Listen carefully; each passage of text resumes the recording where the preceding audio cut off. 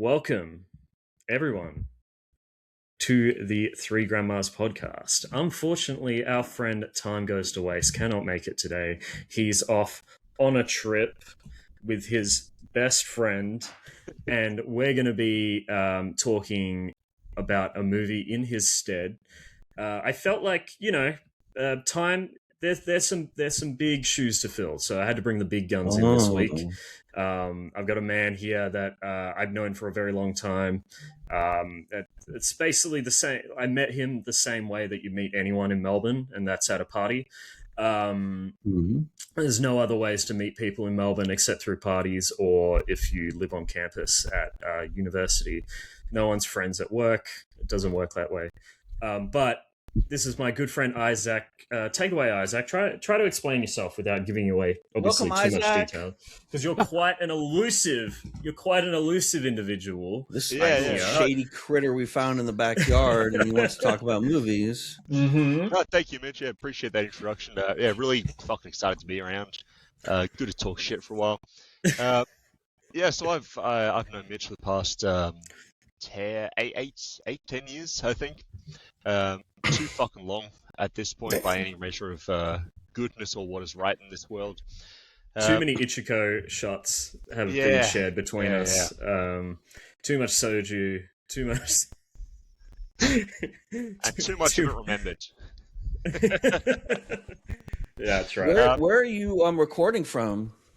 I'm out in the Alpine National Park, so I'm a search and rescue specialist, and I'm just setting up a few things. So we're running an awareness and some training and exercise over the next couple of weeks, and we're just doing some setup and lead up to Christmas because we kick off right after the New Year, and no one wants to spend their New Year's Eve setting up, so I'm trying to do as much of it now as I can.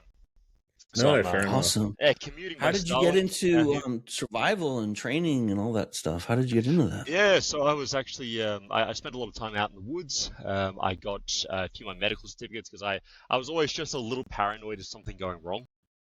Right. You know? Yeah. A little paranoid of something going wrong, and it gave a lot of I didn't want to worry my mother. So I did all my medical certificates, I did all my navigation certificates, and I just built up all the skills of search and rescue, and then eventually put those things together. I ran into someone on the trail once who said, "Shit, you want to help us out with a few things?" And I said, "Fuck yeah, where do I sign up?" Signed up. I worked with SES and VRA for a while, so the Volunteer Rescue Association and the State Emergency Services, I think. And then eventually became a contractor, so we support... I got a bunch of the really skilled guys together. We now support those agencies, but also like VicPol, CFA, and a bunch of the larger federal agencies in search and rescue, disaster preparedness, fire preparedness. So we do a lot of work with... recently I've been traveling to and from the United States because we do some of the negotiations, setup, all that kind of shit of... So in our winter, we send firefighters over to the west coast of the United States, and in our summer, they send firefighters over to us. So we have this exchange program, and just making sure that all that gets looked after. It's good, rewarding work, and it leaves me a lot of time to be out traveling places and alone, alone without much else to do. There's a lot of wandering the bushes. There's a lot of practicing skills alone. So there's a good amount of time to watch movies, listen to reviews, and just consume some of that media. Awesome. Yeah. I'm seeing it's a little pixelated right now. Am I still coming through loud and clear? Yeah, we can hear everything you're saying. It's fine. That's all that's important. Yeah. YouTube never popped on for us. I don't know if that's something you care. Yeah, I'll sort out later. We'll deal with it some other day. Twitch is going Twitch is good, pretty though. good, right? Twitch is going gangbusters. Nice. So, shall we get into this film, Rian Johnson's third Knives Out film? Correct? Yeah, this is Knives Out number 3. A little bit of history. On my part, I've been someone who's followed Rian Johnson's career since he first popped off with Looper back in 2000. I want to say 12. It came out the same year as The Dark Knight Rises. 2012. Yeah. And Looper is a film that kind of blew me away. It was the first time that I'd seen a time travel film that was really done in this kind of humanist way that he really presented it in.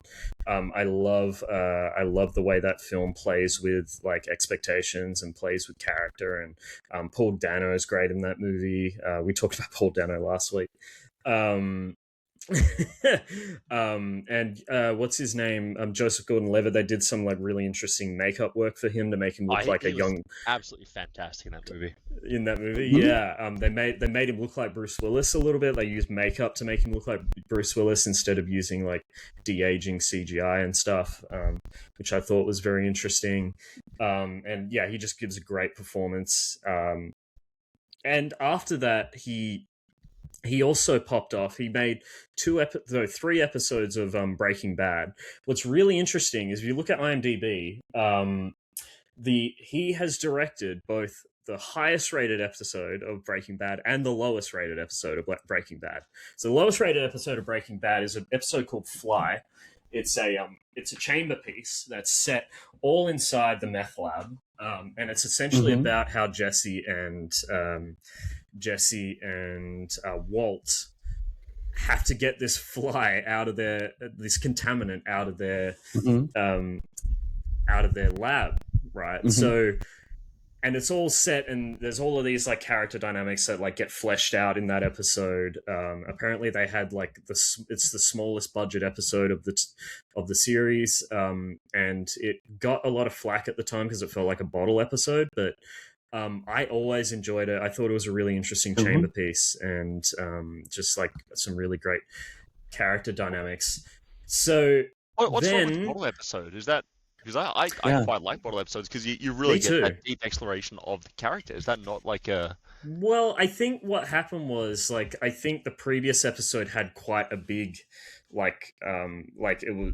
I can't explain exactly, but like there were events that were set in motion in the previous episode, and people were expecting something to come like the next week. Response. And we can't ignore it for a week. Yeah, and it feels like people felt like it was a filler episode when it actually does a lot with a little. I think. Baby wanted more candy, and they had to have vitamins. Is that what you're saying? Yes. No, that's exactly right. So is that the critic score or the audience score? The audience or is it a combination of the audience score? That's okay, well that IMDb, tells you. Yeah. And the other episode that he directed, Ozymandias, which is in the second season of Breaking Bad, is the highest. Not just the highest rated episode of Breaking Bad. It is the highest rated entry out of every other film on IMDb that has more than 1,000 votes. It is the only piece of media that has a 10 out of 10 on IMDb. Is it a finale? Is no. it the season 5 finale? No, it's not. It's I think it's like 5 episodes before the finale. Okay. But it's a game-changing episode. Like there's deaths that happen in that episode, which I won't spoil. And you can spoil. But after that, no, I'll leave it. Leave it. But what I was gonna say was, and then he was announced, like after Looper, he was announced as the director of the 8th episode of Star Wars, which to me I thought was a great fit because of just how he used genre and how interested he was in playing with genre with Looper, obviously the time travel mechanics and everything. He had a film called The Brothers Bloom, which was like a sort of caper what do you want to call it, a caper fantasy? Sort of, not fan. It's not a fantasy. I just realized that the background I've got up here is still the ugly stepsister. I need to change that, but that's okay. I forgot to change that. It's not. It's fine. I'll fix it in post. I can actually change it now. Hold on. But yeah, who were the brothers in the remind me about the Brothers Bloom? Yeah, it was Adrian Brody, Mark Ruffalo, Rachel Weisz. Con Man. It was a con man movie. It was about. But it was like a period piece, though, right? Yeah. Was it set in what time frame, though? I think it was set in modern day, but it was like set in Italy, sort of like. Okay, I think I remember that one. Yeah, it's a good like con man. It's sort of like Mission Impossible, but not really. It's it's a fun romp, but it's not like his best film by any means. But yeah, he was announced as the 8th director of Star Wars Episode 8. Obviously, J.J. Abrams came out with Episode 7, which at the time got a really good reception. But I feel like the reception to that movie's kind of soured since his 3rd film, which was fucking And the awful. response to 8 wasn't great either, right? Well, to critics, the response to 8 was really good. It was the audiences that kind of rejected Star Wars The Last Jedi. Obviously, me and Isaac second half, really. The second half, mostly. Well, me and Isaac have argued about this movie a lot. Okay. But in the past, I am one of its few, like, still standing guardians. I will defend that movie until the end of my days. I think. I don't think character development was good. I mean, what do you think, Isaac? I prefer movies to be good when I watch them, so I kind of don't really have a super high opinion of it. No, fair. Sometimes I watch a movie and I go, this is bad, but I'm gonna pretend that I love it anyway because I just think the final section was not great, but there was great character development. I felt though in that film. This is the thing that I kind of butt heads with people on this movie is when I watch every film before The Last Jedi, Rian Johnson gets really great critical reception and audience reception, and then every film since that he's made, Knives Out, Glass Onion, and now this film also get really good audience and critic reviews. And when I watch The Last Jedi, I see the same instincts and I see the same writing style and the same basically everything. The way he treats characters, the way he treats expectations, the way he treats just cinematography, the way he photographs everything. I don't see a difference, and I don't really understand the backlash that The Last Jedi received. Because the fandom is so crazy and people are so fucking wrapped up in it, and you fuck up any little thing and people get nuts. There's a very low potential for success when you make a Star Wars movie, right? Because everyone's looking. I can see that, yeah. And these other products are its own thing, yeah. Go ahead, Isaac. I think a big part of it, I was going to ask a question about how you guys feel about Rian Johnson's journey as a director and a writer from 2011, 2012-ish to now, because I'll come back to that in a minute, but I feel like he's really evolved his style as a very subversive style. He's matured. Yeah, but he goes through a lot of that. Yeah, he really puts a lot of effort into subverting expectations, into changing, playing with what audiences expect, and there's a lot of work on that in that space. I feel like there's a lot of movies where that does well. There are entire genres where that does, the murder mystery genre is one where that is a really key and important part of it. But I feel like the way that he tried to play with that during Last Jedi was it just was I have significant issues with some of the actual writing choices themselves and some of the characterization, all that kind of shit. That's a separate conversation too. I feel like trying to subvert what is at that point a 40-something-year-old franchise that is being rebooted for a new generation. I feel like that's the wrong time to be subverting something. And all the executives got their fingers in there too. They don't just give him Star Wars. No. You think he had full power over that? You do? I do. Yeah, I really do. I think Kathleen Disney Kennedy Corporation didn't say anything to him. From what I understand about Kathleen Kennedy is that she really butt heads with J.J. Abrams on Star Wars Episode 7.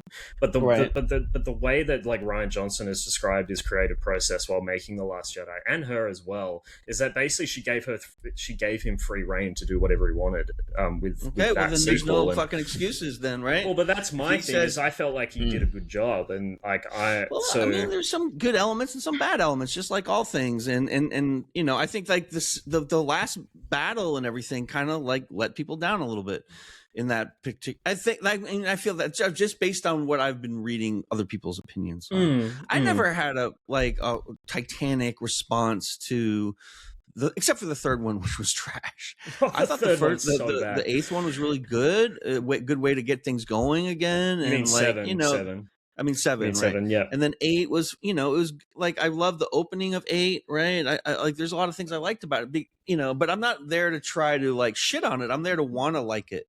You have to kind of want to like it, especially if it's something like Star Wars. Like I saw Star Wars, the first movie, when I was 6 in the movies, right? So I've lived my whole life with these stories and these characters and stuff, but like, don't get crazy over any of it, right? If I have to want to like something to enjoy it, I feel like that's not a great sign for it, I come in open-hearted is what I'm saying. It's not that I want to like it and I'm going to ignore the fucking deficiencies. It means that I'm coming in saying, if I sit down at a restaurant, I'm going to try to enjoy the meal until I can't, until the chef gives me a reason why I can't. And that happens very regularly for me too. And like, if you see my reviews here, like I'm not easy, but like I try to like give some grace to somebody, especially when they're using canon level, characters that have been like so obsessed over for so long. I try to give some, Yeah.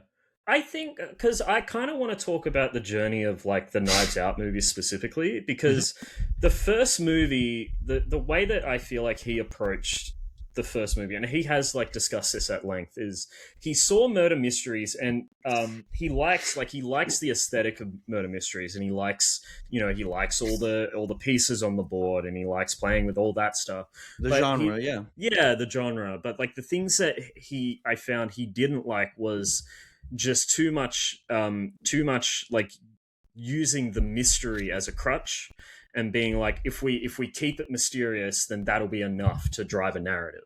So instead, what he did was he started it out like a murder mystery. A murder happens.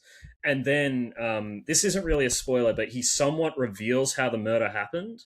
And then for like the middle like chunk of the movie of Knives Out is all about the dramatic sort of how is she going to escape the cops and how is she going to evade their character and then stuff. And then it's more like a Hitchcock thriller. And then towards the end he switches it back, and then he has the big reveal that he wants, which I thought was a very interesting way to approach a murder mystery. And I don't know if you felt the same way, Isaac, or about the first one, if you've seen it or not, but that's kind of where I came from with it.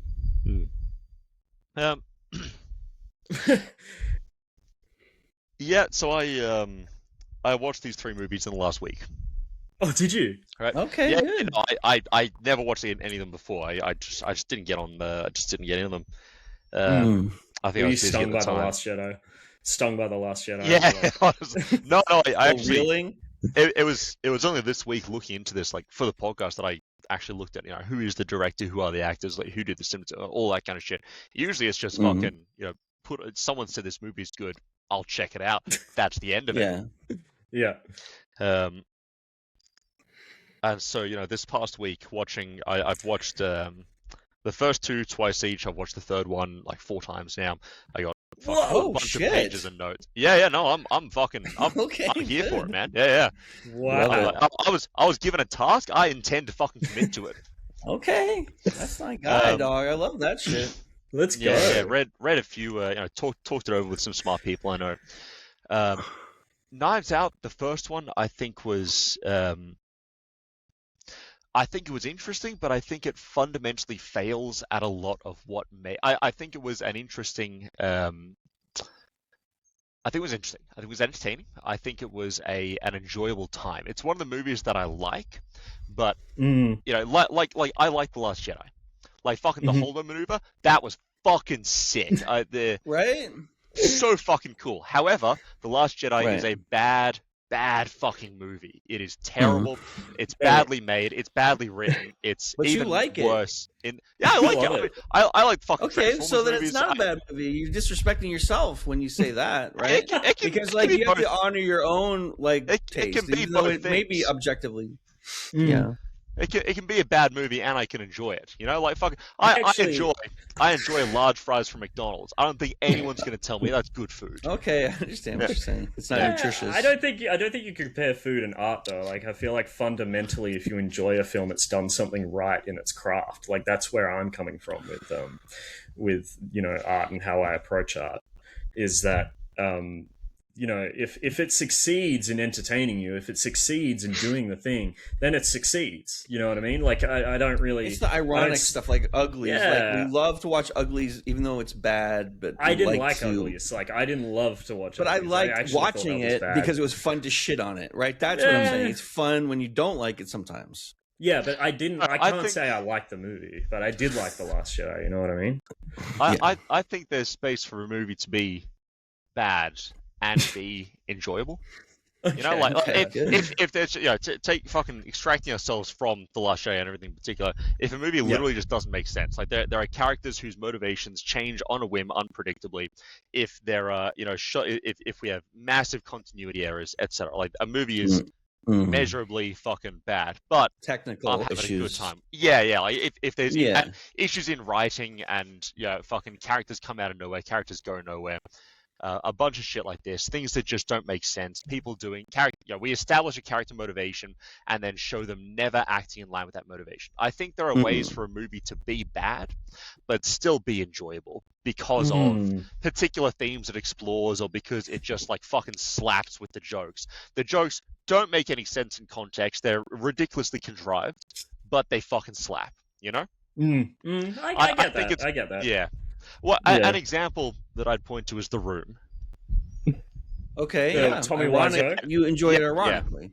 Yeah, exactly. Well, I mean, I don't think you have to enjoy. I think you can enjoy it truthfully, but it's enjoyment despite it being. Because I've had genuine good times watching that with friends, sober and otherwise, usually otherwise. But it is objectively a bad movie. And I don't think I'm as loving about The Room as other people, but I get what you're saying. That's fair. I think the thing is like I can't think of an example where I would rate a film low, but I love it anyway. I don't know. It doesn't really factor in for when I'm watching a movie. Like if I even if something's like unintentionally like off or something, I'll just chalk it up to a creative choice and say, that's what they presented to me in the end, so that worked, and that worked for me, and that makes it a good movie. You know what I mean? Like that's kind of. I like to. I guess I like to see the best. We're talking about the nature movies. of goodness now. Yeah, What is the nature of pleasing yourself? Which is at the end of the day, are you pleased or are you displeased? Right? Are you pleased or are you displeased? Yeah. All that other stuff is kind of hokum to a certain extent. Well, no, I think there is a value in the in the creativity in creating something that is separate to whether or not it's enjoyed. You know, because otherwise, if no one enjoys a movie, does that make it a bad movie? Because then you have to start questioning things like there are a lot of kinds of art that people in general don't enjoy, but are either important or good, or they have other merits. Yeah, so I think there is an important distinction. And just before we go back as well, I think food and cooking is an art. So I think we can compare a Macca's large fries to. I guess so. As a man who cooks a lot, I consider it an art. I consider myself an artist. You see, but then a part of me would also say I like a Big Mac, so then it's good food, even if it's bad for me. You know what I mean? But it's good food. It's just bad for me. Yeah, no, time and place, set and setting. See what I mean? I want to hear about Knives Out. Yeah, I want to hear about your thoughts. What did you think about the second one? Oh. Come on, surely you love the Elon Musk send up of the second one. I mean, come on. I haven't seen the first two movies. Just really? To note. Really? Wow. Oh, okay, dude, you are not missing out. The first one was. The first one was enjoyable. Right? It was okay. Great cast, right? The first one had a banging cast. Like they must have spent $1 billion, right? All three of them. All three of them, phenomenal cast, and I have a lot of thoughts on how the third one used that cast. the first one, the first and second one, more the first one though, it really did well with that cast. Everyone got time, everyone got to explore, everyone got to act, everyone did a great job at their roles. I think some of the grounding of the movie wasn't to my preference.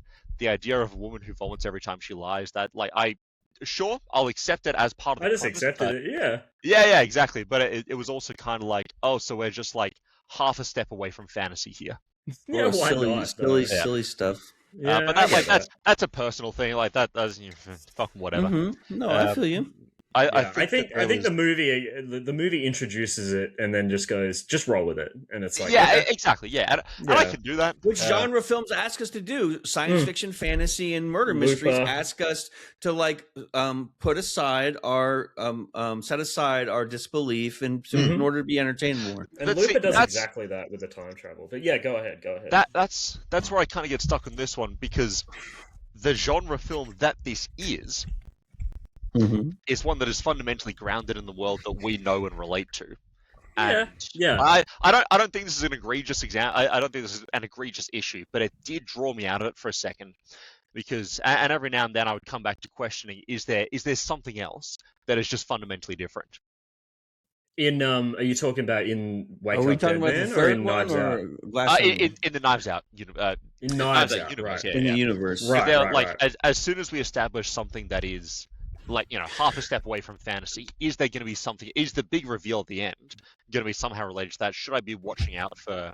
Is it going to be contrived? And things like, was this a continuity error, or does she have, I had a big problem with the church. Listen, let's not get to Wake Up Dead Man, but yeah. I have a lot of Wake thoughts Up about Dead this. Man yet? Okay, No, okay, we'll we'll get to that. We're on Knives Out, yeah. Okay, I think they did a good job with a lot of it. I think though that that it was just kind of contrived at the end. I think there are a lot of issues, especially with Benoit being like this world-class, phenomenal detective, and then just making shit choices frequently. Well, I don't know if he made shit choices. It's more like he just let the world tell him the truth, essentially. Like he just like watched the family. He sat back, watched the family do their thing, and then eventually the truth was going to come to him. Hercule That's how he Poirot. felt. Yeah. Like he felt like just like the sort of contradictions like that the family had were going to clash, and eventually it was all just going to come out naturally, which I think is a very optimistic way to look at the world. But it's a classic Agatha Christie type trope, though, right? Yeah. The observational detective that just puts all the pieces together at the end and allows the characters to reveal themselves through their own impotence. Here's where I'll push back against on their you. own petards. Here's where I'll push back against you a little bit, Isaac, because when I'm watching like a movie like this that has contrivancies, plot holes, blah blah blah blah blah blah, those things don't bother me as long as the dramatics, like what the dramatics are doing, the mechanics, the drama between the characters and what that's setting up. That's what matters to me, because that's the stuff that gets me invested. That's the stuff like characters, drama, like their distinctions. I'm getting you here. I think I've got the other side of that coin, where that's all incredibly important, but what immediately drags me out of it are these plot holes, are these contrivances, because it means that like, when we hit these plot holes, as soon as we hit the question, and there are ways to get around it, but one of the ones that's easier to point at is there's a woman who can't lie. Why don't we use that to find something out?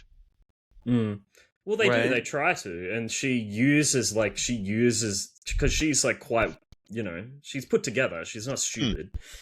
She's able to talk to them in a way by leaving out information, so that she isn't lying to them, and that's kind of how they set her up. Obfuscation, though, JC. That should make you throw up. That's also a fault of. I struggle to reconcile world-class, genius intellect detective and I'll just not mention this. I guess the first movie or the second? Yeah, I do want to get. Yeah. Oh my god! Yeah, okay. I do want to get to the third movie. Obviously, I hear that you weren't a fan of Glass Onion at all. It sounds like I love the aesthetic of that movie. I love the way that they play with. It's very pretty. I love the way that they play with the kind of like influencer Silicon Valley like bullshit that goes along, and just like kind of people thinking that they're more important than they are, thinking that they have more intellect than they are, and the fact that the mystery is precipitated by stupidity rather than like an actual intelligent opponent. I think that's like genius, in my opinion, like the way to present these people and to present like this issue in society. The way that what's his name, Miles Bron is he's essentially Elon Musk. Like they're doing an Elon Musk send up, and the way that they like the kind of mechanics and everything like expose his sort of shortcomings and everything, I think is really well done in that movie. And I'm just trying to like I really do want to get to Wake Up Dead Man. Like I have so much to say about That's it. good because I haven't seen these other movies. Yeah, but just quickly, Isaac, I do want to know what your issues were with Glass Onion. Was it too goofy or well, there are overarching issues with I think the way that Rian Johnson's approached the tone of some of the murder mystery stuff. That's a bit more of a personal side of things, though. I think one of my biggest issues with Glass, plenty of them. We could have a separate conversation about that. Just to highlight the biggest ones, the key plot device with is that a skilled nurse didn't do any due diligence, identified viscosity of things, and then didn't identify any of the issues with. You're thinking of Knives Out. You're thinking of Knives Out. That's Knives Out. Ah, fuck! I might have missed it backwards. My bad. Yeah. Glass Onion's the sequel. Yeah, Glass Onion's the one in on the island with. Yeah. Did you watch them out of order? Did you watch Glass Onion first? Look, I've watched a lot of movies. I've watched a lot of these 3 movies in the past week. It's entirely possible that I fucked this. The one with Edward Norton and that's set on the island. That's Glass Onion. Oh fuck! All right, let's just move on to Dead Man then. Okay. I forgot my points about that one. Did you like Glass Onion? Just quickly. Again, there were bits of it that were enjoyable in like a fucking campy way. I don't think it's a movie that holds up. I don't think it's a good detective movie. I don't think it's a good whodunit. I don't think it's. I just have quite a few issues with it. Who's this person in the live chat, in our Riverside live chat? Travis Mitchell. Is that the YouTube chat? I don't know. I can't tell. Oh, it is the YouTube. Travis, thanks for joining us. Welcome, Travis. Welcome, Travis. Okay, yeah, good. we got YouTube. How come it didn't work for me when I was over there? W Travis. W Travis. Can we see the chat? When I'm on the YouTube channel, it doesn't show us we live. can. I've got Chatterino up for Twitch. But why doesn't YouTube work for anyone else though? I don't know. Like I'm on the YouTube page. There's nothing happening here. Let me check. I hope it hasn't gone to. I hope it isn't going. Why don't we to, talk about the plot for this movie a little bit? So it opens up. It's about a priest. It's about a young priest, and he has well, I don't know. Maybe it's Australia only because it's like. Let me show you, JC. It's not happening over here on this thing. So it's weird. All right. So this young priest has a problem. He hits another, not another priest, but he's a former deacon, boxer, I think.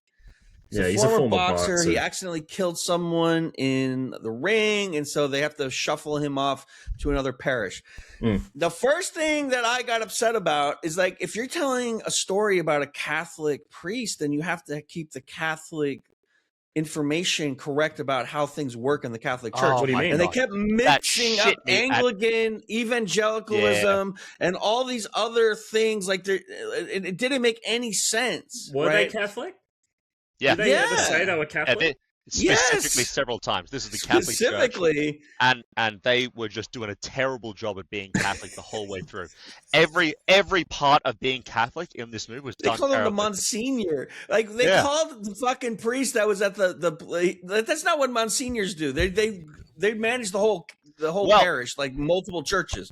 It was just like off-putting, and like he admits that he didn't know anything about the Catholic Church. He wanted to base it on the Anglican evangelical church of his youth, but the structures were not good for that, right? Because most of them were very simple, and he wanted to have those big, beautiful church, right? But then he picked an Anglican church to do it in anyway. So why not just make the priest an Anglican congregation? Because that would make sense with the rest of the plot lines because he doesn't know anything about. Well, welcome in, differentials. Bumbillion. See, so here's the Welcome thing. in, Yeah, go ahead, Isaac. You go first, and then I'll say what I want to say.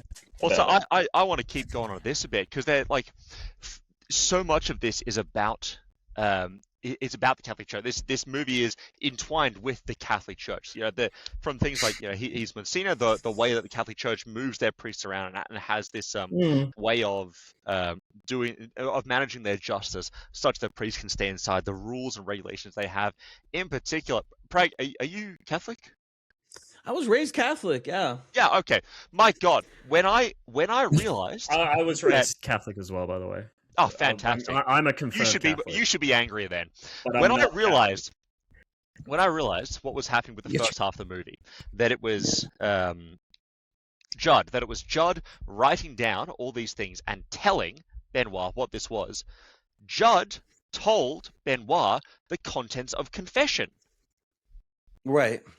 That never would happen. Yeah, no, that like priests die instead of doing that. That is There's about so many as high, things that would never happen inside the clergy. That's about as high a sin, a theological sin as you can get. Yeah, you know, like doesn't matter what you're told in confession, you take that to your grave. There is no fair exception. You know, there is no crime on earth that you break. Here's the thing, though. But when we're talking about the confession, though, when he describes it, he doesn't actually say what Father, like Monsieur, what was his last name? Monsieur Wicks was saying to him. That we only see we see the scene, obviously, but like the actual audio, like him speaking, the narration, never describes what he said. Like, he basically just says he landed this was his first punch. So like, we don't actually know what he wrote in the thing. Like, we don't know if he actually said exactly what he said, or if he just said he revealed a bunch of unsavory stuff. Unnecessary contrivance. Like, just make him an Anglican and you would have none problems. But as soon as they decided to make them Catholic, it's just like anybody who's Catholic is watching this and they're like, that's just not how it works. It's just not how it works. Also, really weird for the grandfather Prentice, to be married. That's not a thing. That's Anglican, right? That's right. Yeah. Again, we're Episcopalian or like that. Yeah, they get married, they have kids. Why didn't they just do that storyline? It would have made much more sense than to try to force. Like, I feel like they tried to force the Catholic priest into a square hole because of the scenes, but they didn't understand. When did they say that Father Prentice was married? He was a widower. Oh, he was a widower, but he could have become a priest after he was widowed. And also has a child, and there's no way a Catholic or Anglican priest would be having a child out of wedlock. But he could have become a widow before he became a priest. He was we quite can old. Allow it, but it wasn't necessary to, like, if they just said he was Anglican, it would have been no issue. No, go ahead. No. I think the point is made on. Yeah, this should have been Catholic. I was going to keep going down the. Should be Anglican. Yeah, so we meet all the characters. Yes. Okay, so he ends up going to this semi-rural church. It's a beautiful town. It's beautifully photographed. I love the sets in this. I love the costumes. I think it's technically very excellent. No problem with any of that. And then they introduce all the characters who live around this church and are very committed to this very charismatic leader, the Monsignor, and he's got a little cult going. And they're very right. They're essentially conservatives, neocons. Like, one's a science fiction writer, one, is they're very like ingrained in the right wing. There's a few that aren't, like the I don't think the groundskeeper is any such way. He's just dedicated to his wife. There's the girl in the wheelchair who just wants to be saved. And he's dedicated to the Monsignor who got him out of his drinking habit. That's right. Yes, would do anything for either of them. Yeah. And there's some great actors: Kerry Washington, Glenn Close, Jeremy Renner. Fantastic actors, completely fucking wasted. Great cast. I completely did not like disagree. any of these characters, JC. I didn't give a fuck what happened to any of them. I didn't care about their interactions with one another. I was so disappointed That's by not what the I was writing expecting in this from movie. Okay. I thought the whole Let's get plot was into this. contrived. I thought it was a silly mess, and I saw these actors, and I'm like crying for Glenn Close because she's like amazing, and She like gives they're one of giving the her best nothing. performances in the movie. And everyone She knew gives she was the one of bad the guy. performances in the movie. She was the killer immediately. Right? Come Holy on. fuck. This was so, like, JC. whodunit needs me to not figure it out 15 minutes into a fucking 160-minute movie. Okay.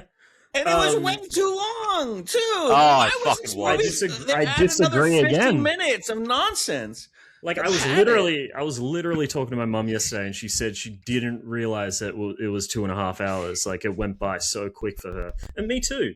I've seen it twice now, and both times I didn't feel the runtime, which is crazy to me that you guys did. I feel like we're living in another world here. Like we've seen two different movies. Maybe we are, Jason. Here's the thing, because the thing about this movie is I think it's about two things. It's about, firstly, because, you know, it's obviously a murder mystery, but that's not what it's really about. Like, what this movie is going for is essentially storytelling and like the importance of storytelling in helping people and in conveying positive values. And and the second thing that it's about is faith and how things can shake your faith, and like what faith really means. Whether you can use faith as a means of control, or you can use faith as a means of connecting with people. I really love that scene where he's on the phone with a lady. He's trying to get information from her, trying to get.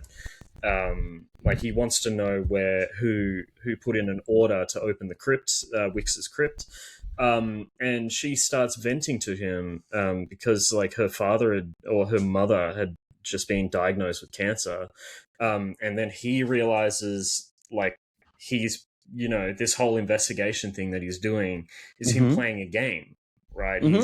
It's like an ego thing. He's playing a game, and so he's like, oh shit, this is what I should actually be doing. I should be a therapist to this woman. I should be a priest to this woman, essentially.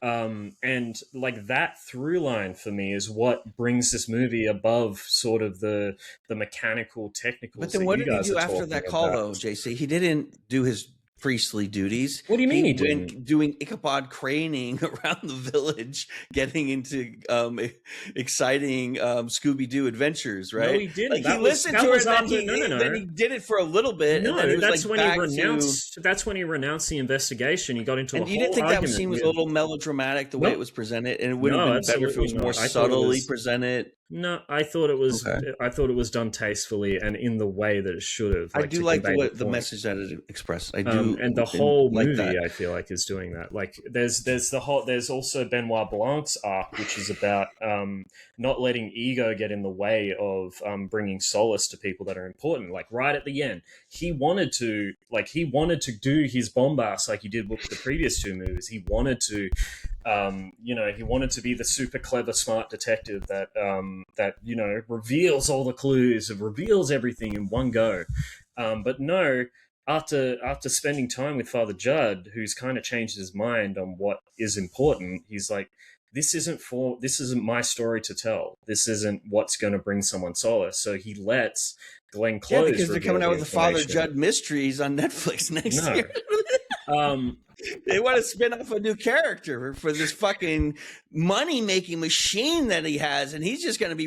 This is going to be Angela Lansbury's Murder You Wrote, except a little tuned up for a little more exciting for grandma, right? Because that's what this is. This is like any one of those procedural murder mystery TV shows that we grew up with, which I love. There's nothing wrong with that. But it's a little more elevated. That's what it is. I disagree. I feel like it's a little more elevated, a little more like not just elevated, but it's going into deeper things than those movies will go for.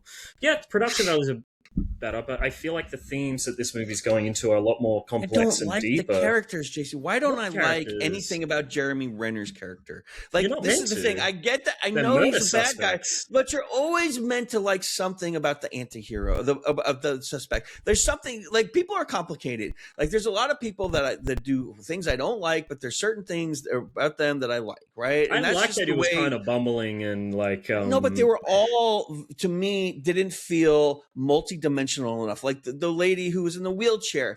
Like, I loved her. wanted to root for her, and I wanted to see her do more things, but I feel like she was very limited. And I feel like he was very happy to have the caricature of these stand-ins that were never going to be the real suspect.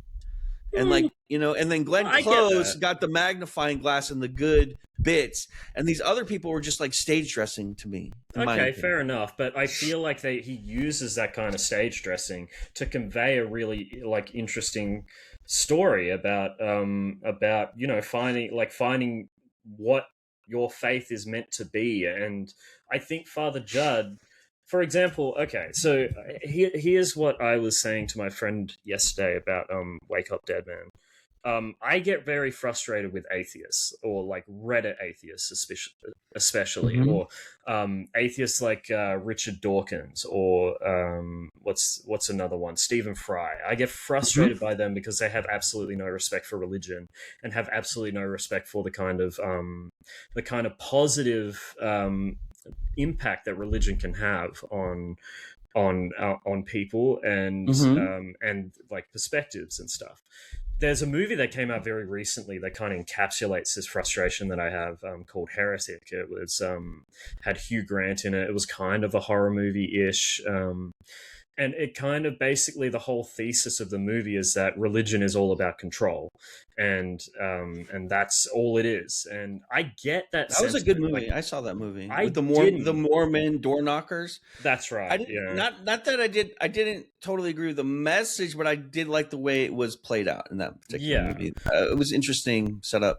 Because here's the thing: is you get people like Father Monsieur Wicks, you get people like all of the people in that town, and they have their own sort of, you know, they have their own like fundamental beliefs that they already hold, and then they use religion as a way to justify those beliefs and to justify that kind of hatred or that kind of ostracizing of people. Like, they were talking about how Father Wicks would send people out of the church, and, you know, they use that as like, oh, we're part of this club, we're part of this thing, right? The cult manipulation which stuff, which is a bad side to religion. But I feel like what a lot of these like Reddit fucking atheists like Richard Dawkins, Stephen Fry, Tim Minchin as well. I can't stand Tim Minchin. What they miss about religion is that sometimes, like this movie is using storytelling as like a vehicle to explain this. But sometimes people find that like they have these values that they find to be fundamentally true. Like, for example, one of my values that that I axiomatically hold as being true is that making as many people happier is a good thing. That seems pretty uncontroversial. What if their happiness is irrational? What if what makes them happy is not in the interest of others? I mean, fulfillingly happy. I mean, fulfillingly happy. Like improving their well-being, their conditions, their material conditions. Yeah, exactly. And I feel like when people like the way that people can use religion, like the Catholic Church, Anglicanism, etc., and the way Father Judd does in this movie, is he holds these values already, but then he can use the message of Jesus or of like the theology that he believes in, of the sort of the community of the church, to connect with people and kind of convey these moral ideas to people and set people on the right path. And that's that's what makes religion kind of special. And should be the respected. the community organizational capacity of it is a central theme with values that people can identify with, and there's a reason to show up at the same time every week. And there's usually, if you're in a small community, everyone's working together and living together, and it's good to share common values because you're less likely to steal and murder the neighbor, right? So absolutely. But this is the thing, you can organize around anything though too, right? Yeah, I agree, but what I'm saying doesn't have to necessarily be this, right? But what I'm saying is I feel like this is one of the first movies I've seen that didn't go the Reddit atheist route and disrespect religion, and I feel like this movie is extremely respectful in that sense, in the way that I see religion and the way that I feel like because it knows that people are watching this are going to be 70 years old, JC, and more likely to be religious, so they have to show the complexity, because that's the audience for murder mysteries, though, right? You must admit, through the decades, that's what the target, that doesn't mean old people bad. and me.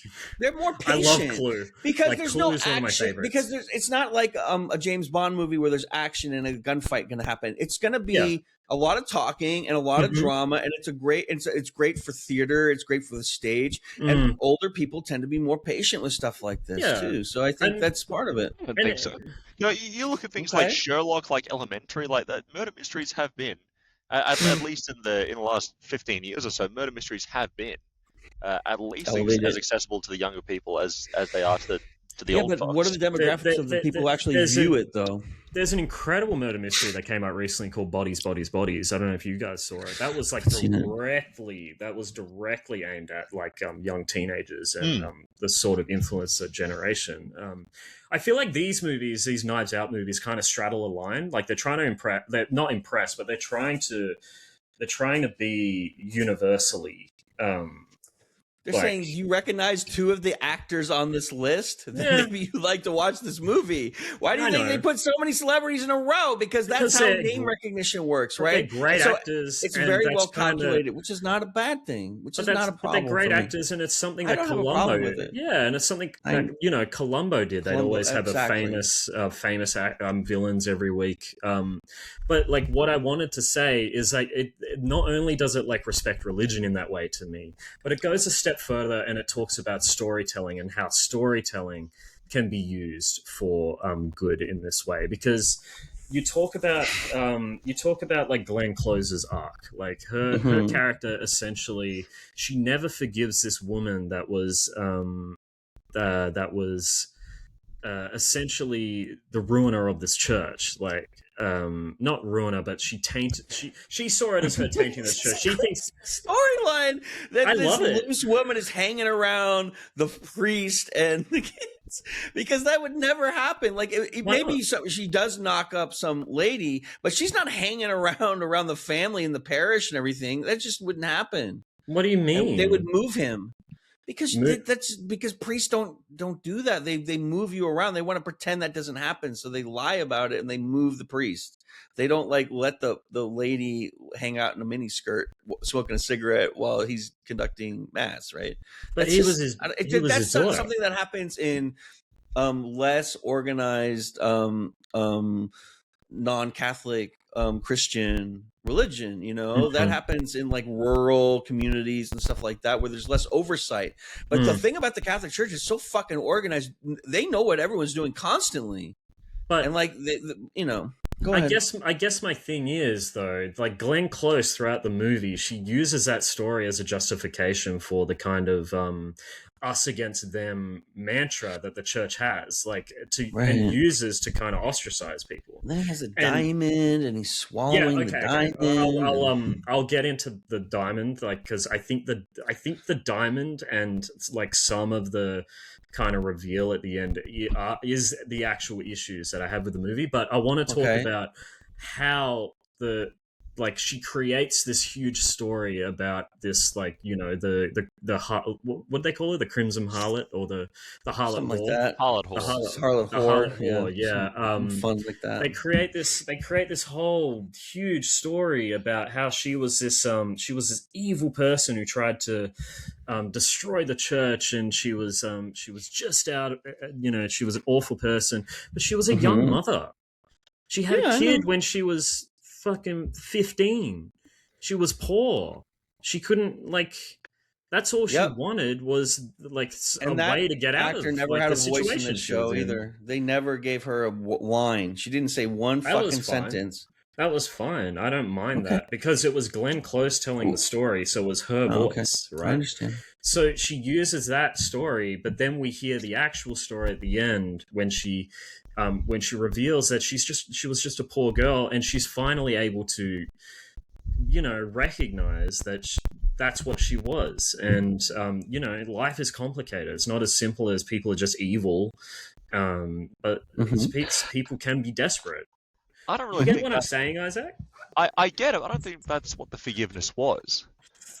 Because ultimately she destroyed a lot of the church shit, committing the sin of greed. She wanted her father's fortune. I don't buy that she was poor. I don't buy that her father was sitting there with $80 million in the bank and was just letting her be fucking destitute living her life. I do buy that, actually. I do buy that. I feel like what the film was trying to say is that like he could have cashed that in and like helped his family, but he didn't because he was like Father Wicks. He wanted control over her. He wanted control over the church. Like I never saw, like Father Prentice is presented as this like heroic figure at the start of the film, but then you kind of look into it, and by the end of the film, you realize it was a story.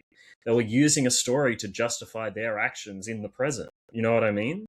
But it turns out he wasn't that good of a guy.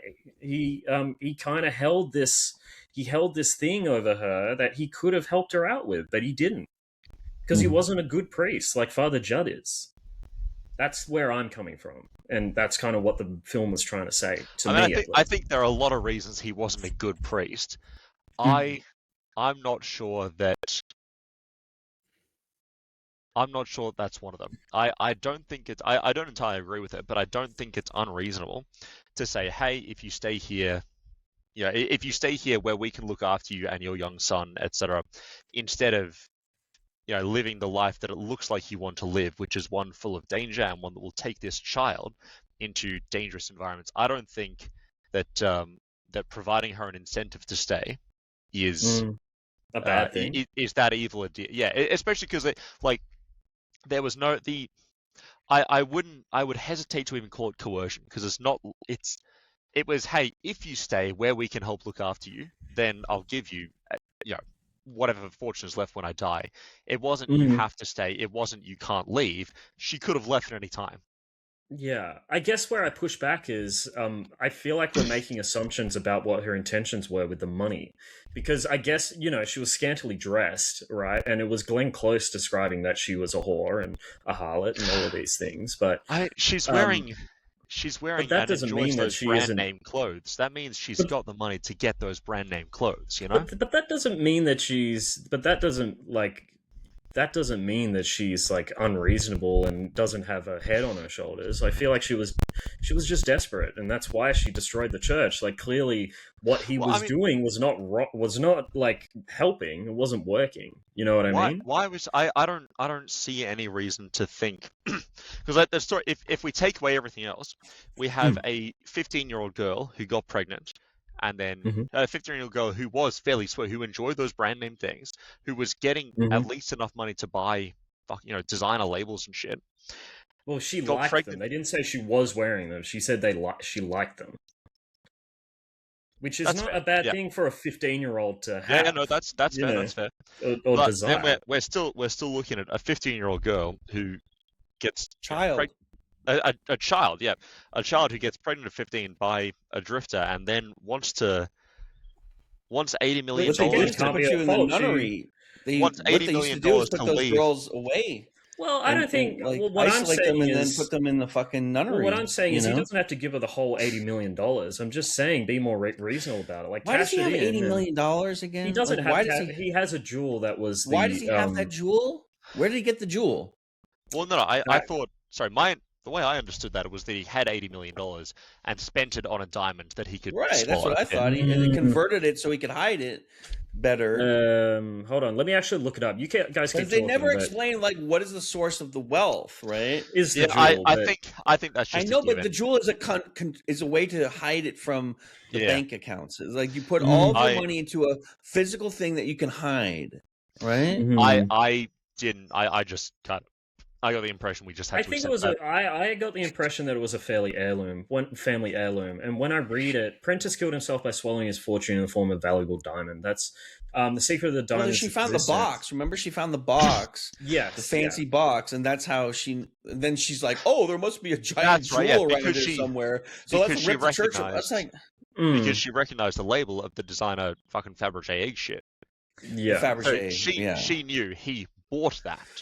That was something he bought with his fortune, and then she knew, oh, I have to look for this. I have to find this. But no, I don't hate think this fucking storyline to death. Why? Yeah, I mean, I love it. It's so messy. It's just like I don't agree. It doesn't make any sense to me. Just to wrap up this bit, I don't think there's any issue with not giving your daughter, not giving your child, who already demonstrates irresponsibility, not giving her even a portion of that fortune while she's still a child or even a young adult with her own very small child. I do. I have a problem with that. While you have a trust fund or something, while she's still getting, food and shelter and clothing, none of her needs aren't met. Yeah, I guess. If he was like locking her in a room or locking her outside for being a whore, shit like that, then sure. But I don't. But because she was 15, she was obviously taken advantage of. Like she needs it. Absolutely, yeah. But that's a separate issue. I think. Yeah. I don't think she got taken advantage of because Daddy didn't give her $20 million. Well, it happened like she found out about the jewel after that. So, I guess I get what you're saying, but I feel like what I'm trying to say is like I would say that I feel like Glenn Close's character, Martha's vitriol against her, is unjustified based on what she knew, and she used that story, this huge they call it her the harlot whore, and it's the bedrock of the entire church's philosophy about us versus them. It's like they built the whole thing on each other every 5 seconds too, and Jesus said turn the other cheek, but the boxer can't stop slapping. She slapped Glenn Close's finger away at one point. His a priest would never do that. But that's his instincts because he was a boxer like that. But see, once you're at that point in the priesthood, you've already been in training for like 5 or 6 years. You're still not smacking people's hands. You still have that from birth. They would have taken. And he doesn't want to. That's the other thing. That's the other thing is he doesn't want to, and he says that he wants this instead of this. He doesn't want to fight the world. He feels like that's what he feels like that's what Monsieur wants. Like we don't even know why he hit the first guy. Like the guy says something to him and he punches him in the fucking jaw. Yeah, but that doesn't matter. I don't think that matters at all. No. You have to say something really, really tantalizing to get a priest, even a former boxer priest. I think I would say that there's certain sects of the priesthood because it's a genre movie. I understand because like in a science fiction movie that could happen, and I feel like you guys have more respect for priests, but it's not good. But can we stop pretending that's good storytelling and that there's good character development in this movie and the interactions are entertaining? Like you're genuine. You're not explaining why they're not good. It's not even non-plausible. It's like stretching the seams. That's the problem. Why? I don't think so at all. Like I don't see that because that's not what would happen. Why not? Because it's just not true. Because sometimes when somebody hits a bell and it makes a certain sound, you expect a ring to you don't have think a priest has ever. And you don't think a priest has ever. Hold on, if you ask me a question, I like the opportunity to answer it. Okay. I don't think these characters resonate through the other characters. Like if you think of a character giving concentric circles around themselves as they expand, and the other characters are doing the same thing, and you're getting these webs and these interactions. I felt like they kept bouncing off each other. I felt like they barely knew each other. All these people, they were so close in this little concave that they developed. They had no relationship to one another. I feel like they could all have been on green screen sound stages separately performing and not even in the same fucking room. Can I push back against this is a bad movie. Again? No, it's not. But here's the thing: is that you gave what's it called? One Battle After Another credit with the way that it presented the Christmas Club, right? Which is another sort of conservative right-wing party. None of them have relationships with each other. They were not the main characters. But it doesn't matter. Those were it's ancillary. But you're not listening to me. It's conveying the same sort of relationship. JC, they better have a chemistry with each other, because otherwise, why do we have an ensemble? But like the chemistry was the fact that they don't have relationships with each other. They're in a club. The chemistry was the lack of chemistry. They're in a club of ego. They're in a club. I don't like any of the characters. I thought they were boring. I thought they were non-dimensional. I thought they were not interesting. I love villains. JC, villains are my favorite types of characters, but they're all interesting, and they're not villains. They're complicated people. I just think it's not it. I really love Sai, the right wing troll son who's trying to run for politics, and he doesn't have any source, right. So he isn't successful. I like him as well. I really like his character. Then they have this whole plot twist where all of a sudden he convinces the Monsignor to throw everyone out. Yeah, because they're trying to use him to create a story around the legend of Wix, so that he could have even more control, essentially. Monsignor would never listen to a dummy like that. Why not? He is already an effective politician. He's dominating this parish. Well, yes, as a political figure. But politics have overlaps, and so he would never listen to him. No. But the son makes the point. But these guys are all losers. Let's get Isaac in there. Let's have Isaac have a shot. We've been ramping going along. I don't think he's Monsignor. I call bullshit on the idea that he's a Monsignor. No. I think he's just giving himself that title. Yeah, I agree. Yeah. So because he's telling a story. So all the other priests had to do was write a letter. This guy's calling him a Monsignor. He would have been out. Yeah, well, that's why they sent him there, because they think they think he's a ridiculous clown, and he wants Father Judd to reel him in. Like, that's the whole. Well, then the cardinal would just move him. That's what they do. That's why he wasn't budging, clearly. You know what I mean? He had too much influence. Isaac, what do you think about my my lack of interest in these characters and the relationships? How do you feel about the characters in the story? I mean, the characters didn't have a lot to them. I mean, what's her name in the wheelchair, whose name I can't even fucking remember? She has, 12 lines of dialogue? Maybe 20 lines of dialogue, and they're all saying... And then she's a sad sack every fucking time, and, I want to see her have some spirit. I also, the interactions between the... I think it goes further than not having chemistry. I think that the motivations that are established by most of the characters aren't consistent with what they do, nor are they realized in any way, and are in some cases... Do you have an example of that? Because I felt like... How can I have an example of something that didn't happen, JC? How do I prove something didn't happen? How do I prove that chemistry doesn't exist? Stuff did happen. I'm saying these characters did have stuff happened, but not the stuff that Jeremy Renner did is completely in line with who he was. Kerry Washington's character. What was Moriarty doing there? Moriarty. Oh, you're talking about the science fiction writer. Yeah. Right. Yeah, the Lee something. It was Lee Rice or something. It was something like that. It was. Exactly. Again, who fucking cares? What was Moriarty doing there? But that's my thing. Is that this movie isn't about them. It's about kind of how they don't. This movie is nothing but about character study. But it's about these three characters. It's about Glenn Close's character. Don't have the other people, JC, if you don't want to write the characters correctly. But that's the framework of a murder mystery. He's using the framework to dig into character study. Have you ever read Murder on the Orient Express? I have, yeah. And I've watched the movie as well. Okay, so that's an example of where the characters are very rich. But that movie's way worse than this one. Not the movie, the book. I'm not worried, but there's been many movies of that, right? Yeah. But go on. This is part of my issue with this movie, is that there are three characters with story to them, with who are well fleshed out. There's protagonist, there's victim, and then there's the other one. I don't think Father Judd, the investigator as well, Benoit Blanc. He has an arc as well. There was basically nothing for Benoit here, I think. Well, I don't know. completely agree with you, disagree. Isaac. I feel like he's like, okay, here comes disagree. Garfield, and then he comes in and does Garfield stuff. No. He eats lasagna. He bitches about Monday. No. And then it's okay, Garfield. We're done here. We're gonna have the whole movie is about how, like, the whole movie with his art is about how. I don't agree that he had that arc. There's a whole scene where the light shines on him and he has the whole realization that he's been doing this whole investigation for like his self-satisfaction and ego.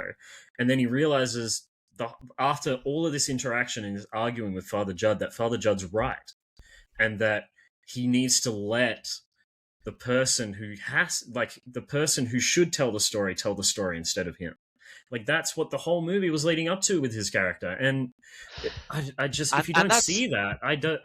I see that. I just saw it about 10 minutes in, 15, 20 minutes in when Benoit appeared and discussed with Judd. And first of all, instead of the highly educated Catholic priest pushing back on atheism with, the traditions of the church and all that kind of stuff, the Catholic priest saying, yeah, well, it's about stories. And Benoit saying, yeah, no, fair enough. Yeah, and that's it. And that was good. That was actually one of the bits of the movie that I like. That I like what was said. I don't like the presentation of it. I don't like the way it was portrayed, etc. Because you don't like that he's so casual. Like, no, I don't like the way pretending a Catholic would. A Catholic priest would. But this ties back to all the issues we have with this being. This being a representation of Catholicism. But I feel like he's kind of presented as like a wolf among sheep. You know what I mean? Like, not a wolf among sheep, but like a diamond in the rough. If we're looking at it that way, then the issue it's just shifting. The issue is that he's that the Catholic Church wouldn't have allowed someone to be in this role with this kind of personality, or that he did this wrong. Like, no matter what angle we take here, it's fundamentally antithetical to what Catholicism does and how it organizes itself. Right. If I must point to anything else, there are just severe issues with the way. Like, these are the less egregious issues with Catholicism in this. It's very clear that this was written for the Anglican Church or a Baptist or something else, and they said they just retrofitted it. Like, find and replace Anglican with Catholicism. Like that's a separate issue. Bother me. That doesn't bother me. But JC, this budget must have been large enough to bring in a consultant to explain, like, this is kind of how it would go, and like he would make an Anglican. If I can just finish. They use the Anglican Church anyway, so just make an Anglican. Jumping back to my own offshoot from talking about Benoit's arc. Benoit's arc feels minor, if there at all, because it was established in the beginning, and then there was very, he fair enough, touche, father, and then nothing, and then the very end of the movie was him putting what he agreed at the start, putting that into practice. But no, he didn't agree with it at the start at all. Like, he thought that solving the murder is the most important thing to him. Like, that's what he was saying. And then he argues with Father Judd the whole movie until he has that realization at the end. Like, they butt heads. Those realizations are not exclusive of one another, though. He still solved the mystery. He still finished it. And it was him who called upon Glenn Close to come. But he didn't let it, because he had all the cameras on him, right? He had all the people in the room. He had everyone to impress. He could have used that as his satisfaction, not let Glenn Close explain what happened. But instead, he's like, no, I'm going to let her tell her story because it's important to her. And it's actually going to bring her solace. It's going to bring her comfort. It's going to bring her, like, that's the important thing to do. It's something that Father Judd was trying to do the whole movie, is listen instead of tell. You know what I mean? Listen on the phone instead of tell. Listen. I just don't get what I'm saying. I get what you're saying. I'm just not seeing enough of Benoit's character be set up as someone who desperately needs that recognition of being a world-class detective. To me, he solved the mystery there. He was his part. He solved the problem part was done, and then. But he doesn't get the rewards for it, is what I'm saying. Like, the internet's going to say that he thinks that God's real. You know what I mean? And I don't see I don't see anything that established that Benoit's character would have an issue with that, given that he is already regarded as a world-class, internationally renowned detective. Well, the thing is like he really pushes back against religion. Like he has that whole diatribe about how none of this is real; it's all stories and used to justify incalculable evil. And like he never wants to go to a mass. Like at the end, like he even still says, "There's nothing I'd rather do less than go to mass." Like I just really don't think at the start of the movie he would have appreciated being called the guy who proves that God is real and all of that. But he lets it happen anyway because that's what Glenn Close's character needed. Do you get what I'm saying? He does set it up. But I do, but I mean, I'm not seeing it the same way, because I also don't think this is him accepting that he'll be the face of proving God is real.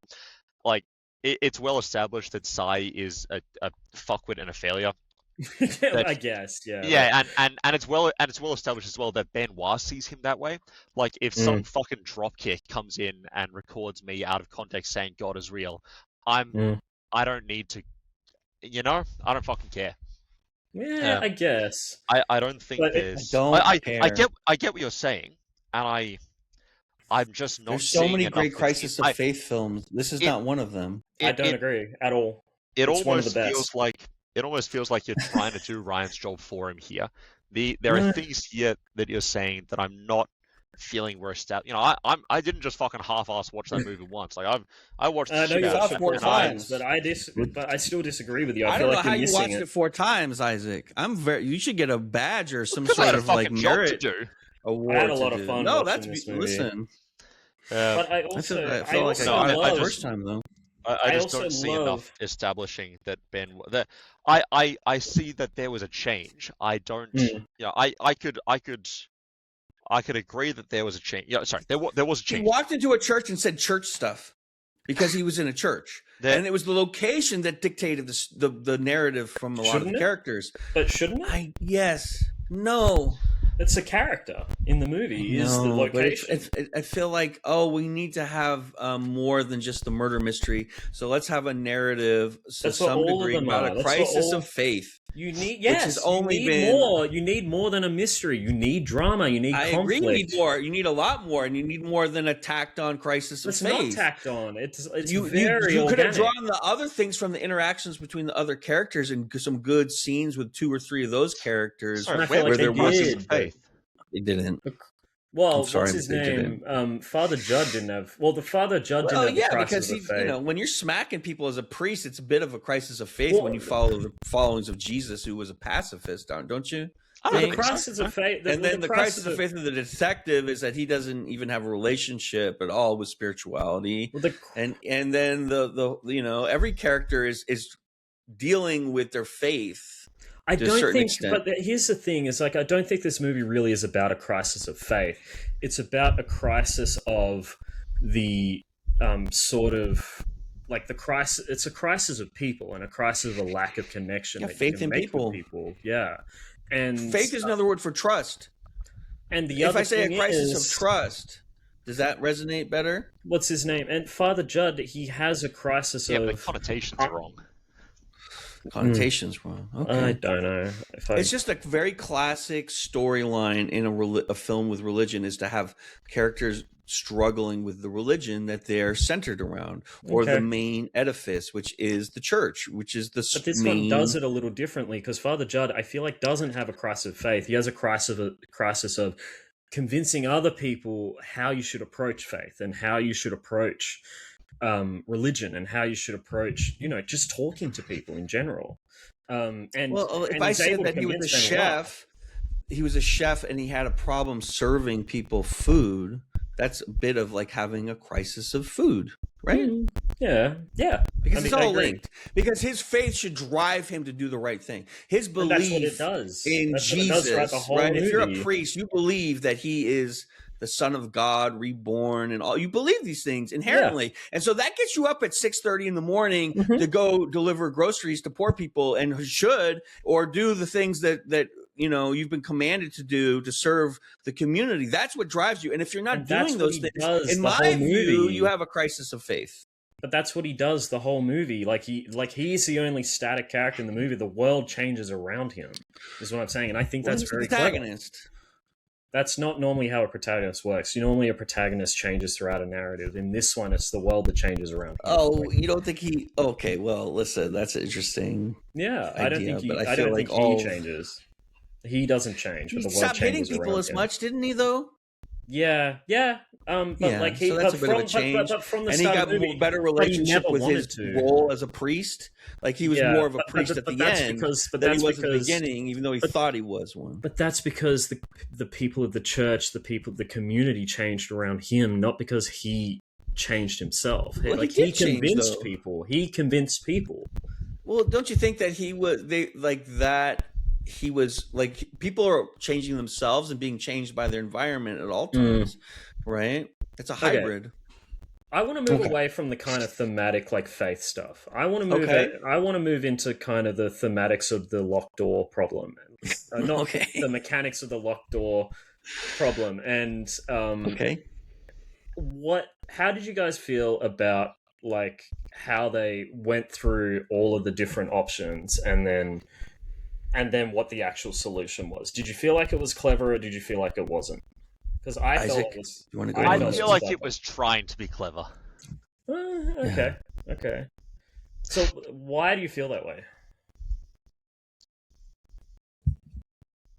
First, there were things that they just didn't acknowledge the existence of. I don't like the way that they just didn't discuss even all the ones in the book. I don't like that. They discussed all four. Eventually, yeah. I mean, one was left out for a while. One was left out for a reason, though. It was a character reason. He didn't want to... I also completely disagree with the idea that he couldn't have been stabbed. You know, we'll get our prime... the only way we can say...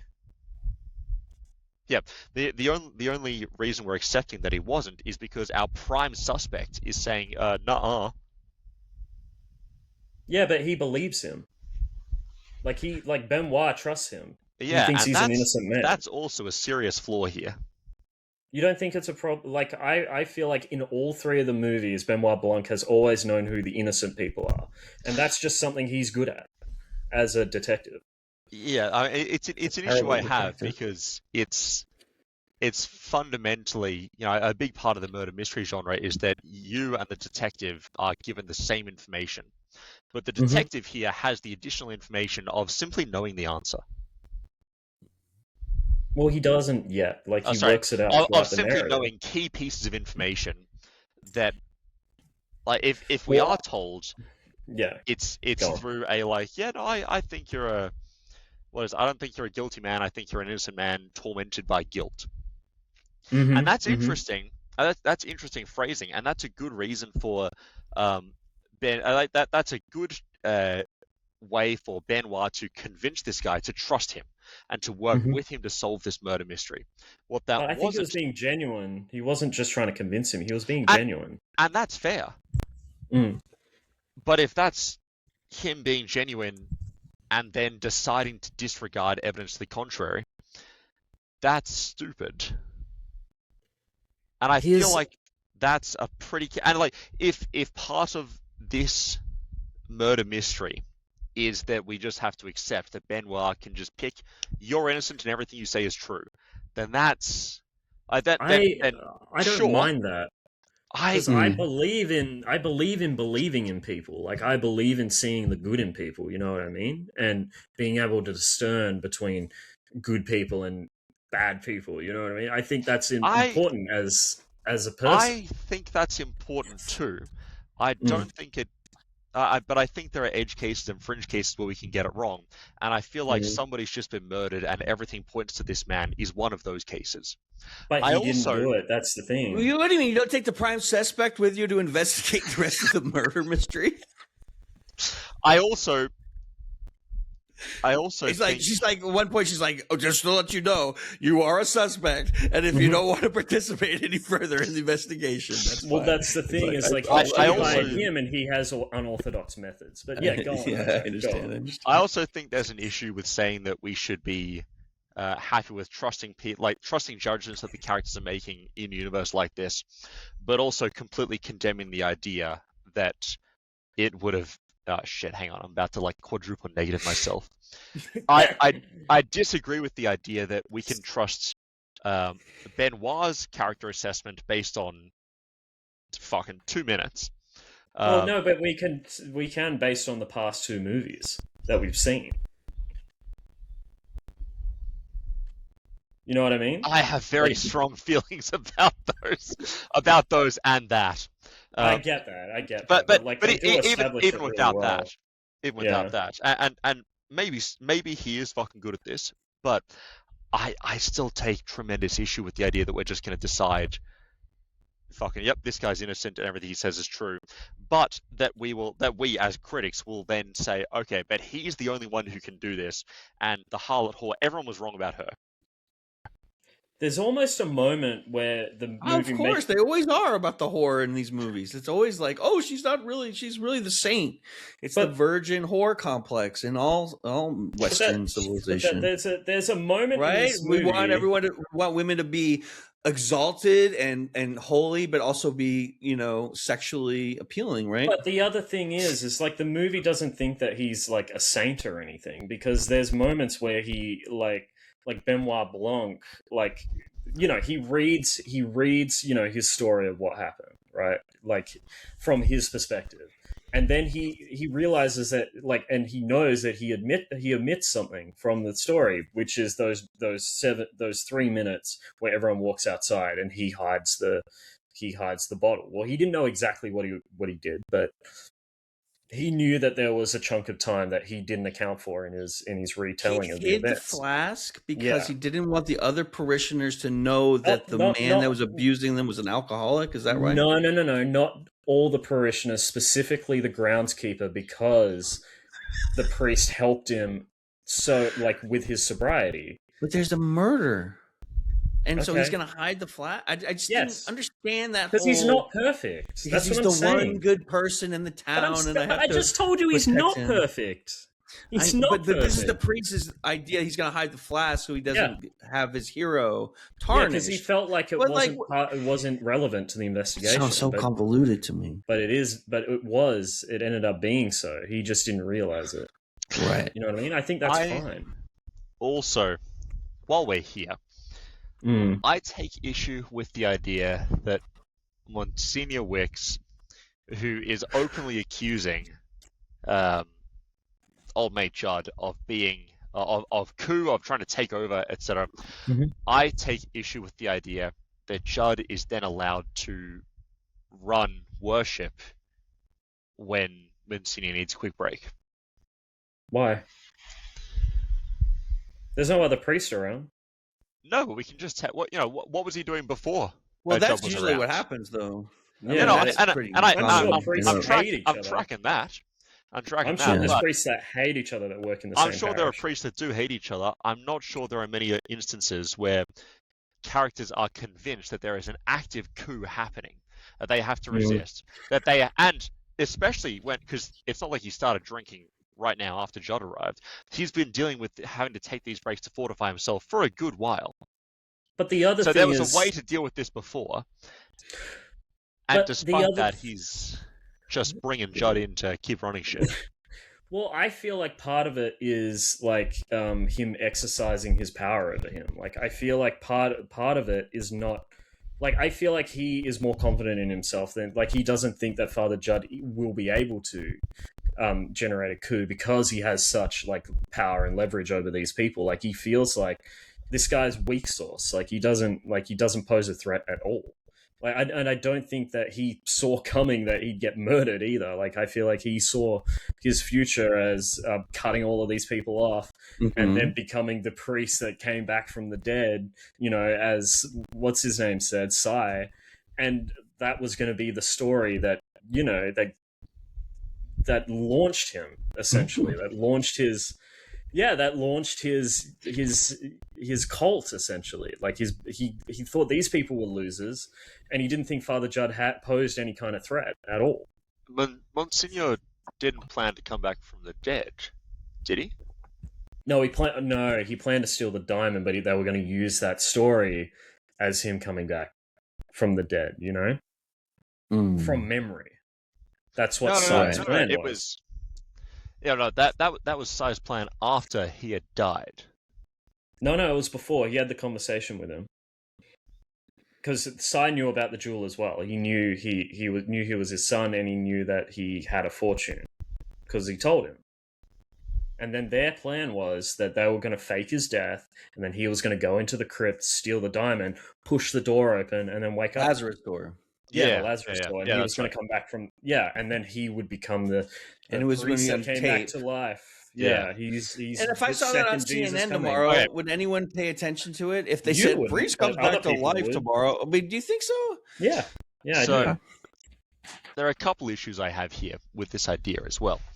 A few that make this, and it's similar to the morphine thing. It kind of tears the whole movie apart. You mean phenobarbital? The phenobarbital. Phenobarbital? The poison that they had. The morphine thing in the first movie. Oh, yeah. In that this makes no fucking sense, and this is stupid. Why? Well, because at no point did anyone do any kind of toxicology. At no point did anyone identify cause of death. At no point did anyone... He was dead. Yeah. He died. Yeah. What do you mean? And at no point did anyone... I mean, yeah, and at no point did anyone do any kind of toxicology. No one looked in his blood and saw, shit, he's been poisoned. Well, that's a good... Well, no, he wasn't poisoned. He was just... He was just... he was stabbed. Poisoned. Well, yes. That's why he collapsed. The barbital. That is... Well, not from the phenobarbital. He collapsed from... He collapsed from an anesthetic that the doctor had provided. It wasn't phenobarbital. He didn't die from phenobarbital. He died from a stab wound after he was given anesthetic. After he was paralyzed, I mean, phenobarbital barbiturate salts are an anesthetic. But that's not what they used. That wasn't used. Which movie are we talking about now? The Wake Up Dead Man. Wake Up Dead Man. Yeah. Right. Okay. Because she knew. When Shinyo goes into the room, his alcohol has been poisoned. Well, it's not poisoned. It's anesthetic. He falls asleep. It's been poisoned with anesthetic. Like sleeping pills. Okay. No, phenobarbital. It wasn't phenobarbital. They didn't use phenobarbital on him when he fell asleep. The only time that phenobarbital was used... Are you certain? Yeah, 100%. That phenobarbital was used because when he wanted to kill Glenn Close in the basement. I thought the idea here... They switched the glasses. I thought the idea here was that...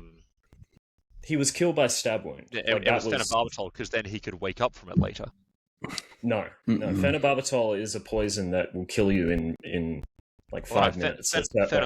Phenobarbital is an anesthetic. No, they said it was a poison that would kill you in 5 minutes in the movie. By the doses. This is one of those things where, like, the difference between, like, yes, it is a poison because an anesthetic is a poison. Yeah.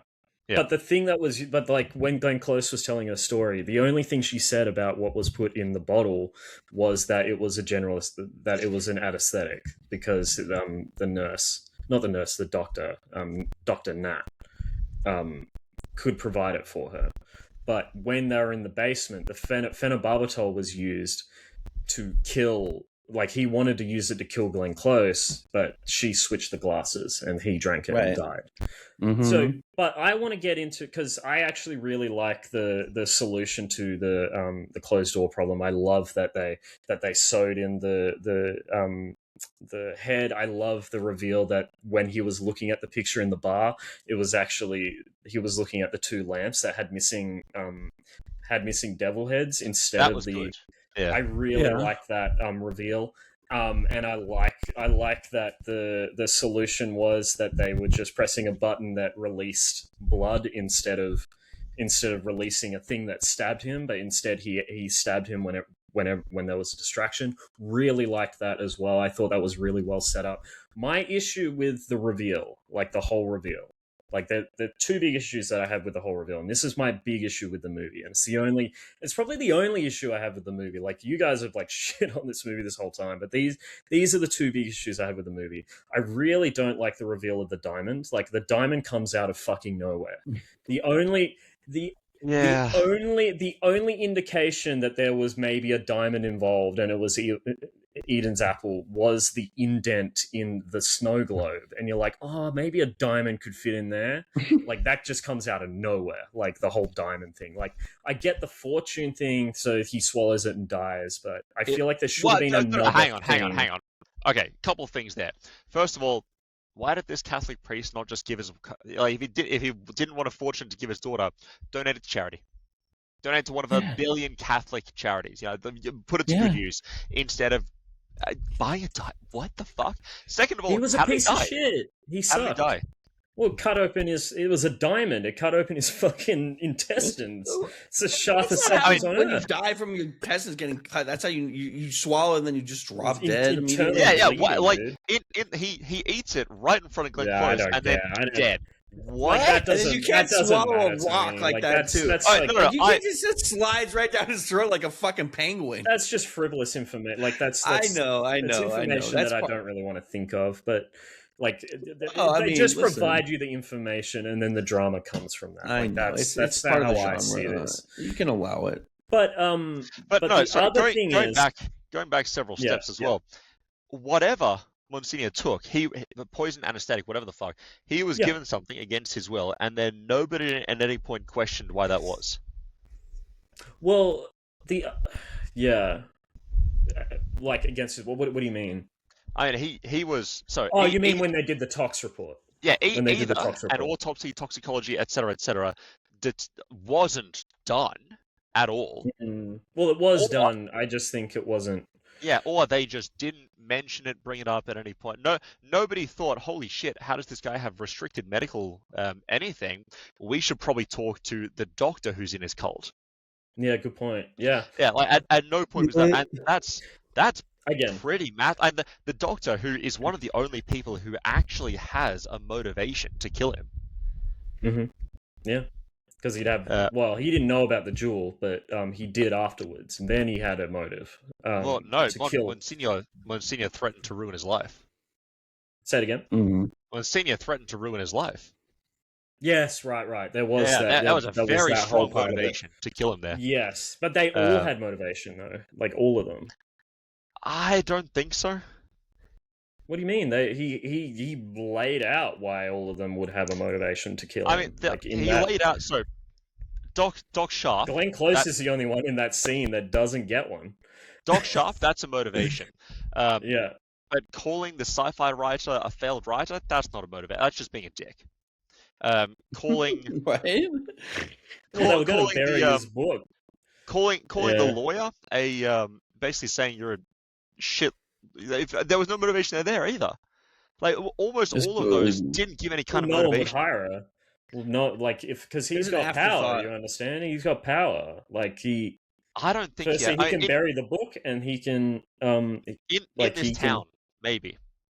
Yeah. But outside of this town, fuck. But they literally say at the start of the movie that, like, he has a lot of supporters. The church has like that Father. Yeah, he's doing the uploads to the internet. The kid is uploading the stuff. I hear that. I mean, people in the church with power. Like, I hear him say that, but I don't see it anyway. That's because, a good point. Like, only 8 people consistently turn up. He's also like, he's got the church fucking against him, sending and he knows the church is sending someone to do to fix him out or something. Whatever the fuck it is. Wheelchair's giving him a bunch of money constantly too, right? Wheelchair's giving him shitloads of money, yeah. Which, like, that's also not a motivation. What's his name? Travis just said the first indicator to me that it was a jewel was when Glenn Close speculated he threw the fortune in the ocean. Can't really throw money in the well, you could. Yeah, but that's a good call, Travis. It's a lot easier. I never even thought about that. That's good. But I still think it was like there wasn't enough to really. Because here's my thing about murder mysteries, and I know that Rian Johnson sees this stuff as kind of superfluous, and he's more interested in the drama and the character interactions and themes and all of that stuff. The stuff that I really love about this movie. Right. But I think a murder mystery, you should be able to go back and see all the clues laid out and I feel like if you were smart The enough, game you should part be of able. it. Yeah, you should be able. Right, to there's a solve it. game element where you're in the audience and you want to say, "Oh, well, this and blah blah blah," and you want to be the detective, and yeah. And I think that's something that both Knives Out and Glass Onion do a really good job at. Both of them, I think you can solve, like a mystery box. Like I feel like if you really paid attention, you can solve them. The problem with this movie, all three of them are solvable in the first 20 minutes. No, you're not listening. But through the clues. So you can solve who did it, but the how is the important part. Right, like the actual events of what happened that night. That's the conviction that you would want to get. Yeah, that's the fun stuff. What, who, when, where, why, what weapon. The mechanics. That's the fun stuff. And I think that's the fun part of reading a book that's a mystery. Sherlock Holmes or Agatha Christie, because they're really gamified in that way. I do want to ask Isaac, did you predict who the killer was in both Knives Out and Glass Onion? Yes. Before they revealed it? You're a smart guy. Okay. But again, they were just like in all of them. There were just. Okay. I mean, I don't know how to describe it other than it was just set up that way. Not even tropes. It was directional. Just there's only one or two, there were so few people in the intersection of location, motive, and enough knowledge to actually do these things. For all three movies, maybe I'm just stupid, but in all three movies, I didn't predict who the killer was. I'm sorry. I had this problem with Scream as well, but that's, to me, if I worked it out, that isn't the important part. The important part to me is the journey to get there and kind of like what the film is trying to say and the themes and blah, blah, blah, blah. But I think one of the most important parts about a murder mystery to me is that you can solve it. Not that you do, but that you can. That all the clues are there. It's what makes It's a good comment too about Hateful Eight that Travis made, that you can't solve that one because you don't know Channing Tatum's under the floorboards, and so there's no way to solve it. Right. But that's still a funny part of the movie. Like it works. Oh no, it's part of but it's, go on, Isaac. That element is it's an issue that comes back to like this movie being. I don't agree this movie is solvable, even beyond this. But if we were going to say that it depends on you taking Benoit's mention of I don't think you're a guilty man. I think you're an innocent man with a guilt. Just take that as an absolute cool. We can write off Judd. He's not a suspect. Therefore, it's other people. Yeah, because otherwise, even up to I disagree that this movie is solvable because of that. Unless we're assuming that Ben, I don't agree that we should come into. Yeah, I don't agree. To summarize that, I don't think that we should have. No, I'm tracking your ground. I'm not arguing with you now. Yeah. I'll get back to that in a minute. But to summarize that, there are a lot of reasons that I don't think this is a good movie. One of them is that it fundamentally isn't a murder mystery. This is closer. This is closer to a police procedural, or a Hitchcock drama. And as a drama that has the setting of a murder mystery, you think it fails? I think it's bad for different reasons. Okay, I don't agree. But what I want to say is, like, what I was saying about Glass Onion and Knives Out is I think both of those mysteries are solvable. Like, you can piece everything together and by the end of it, like, go, okay, like, that's, all the pieces are there.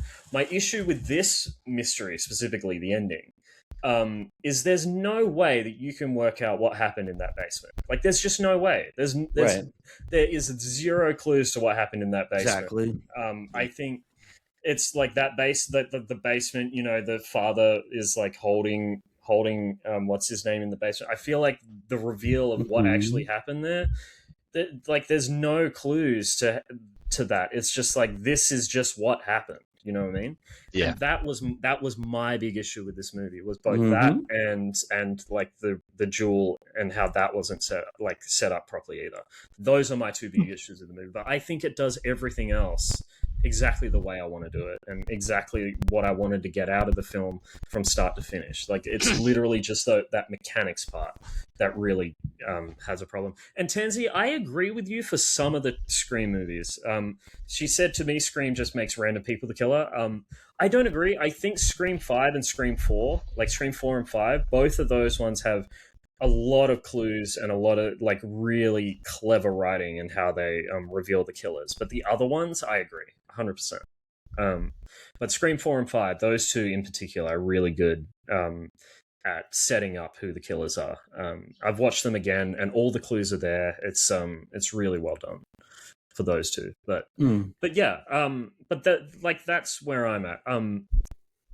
I will say there's some gorgeous shots in this movie. Like, surely you guys agree with that? Like that long shot of the forest, like whenever they're looking into the forest, and it just goes on and on and on and on and on.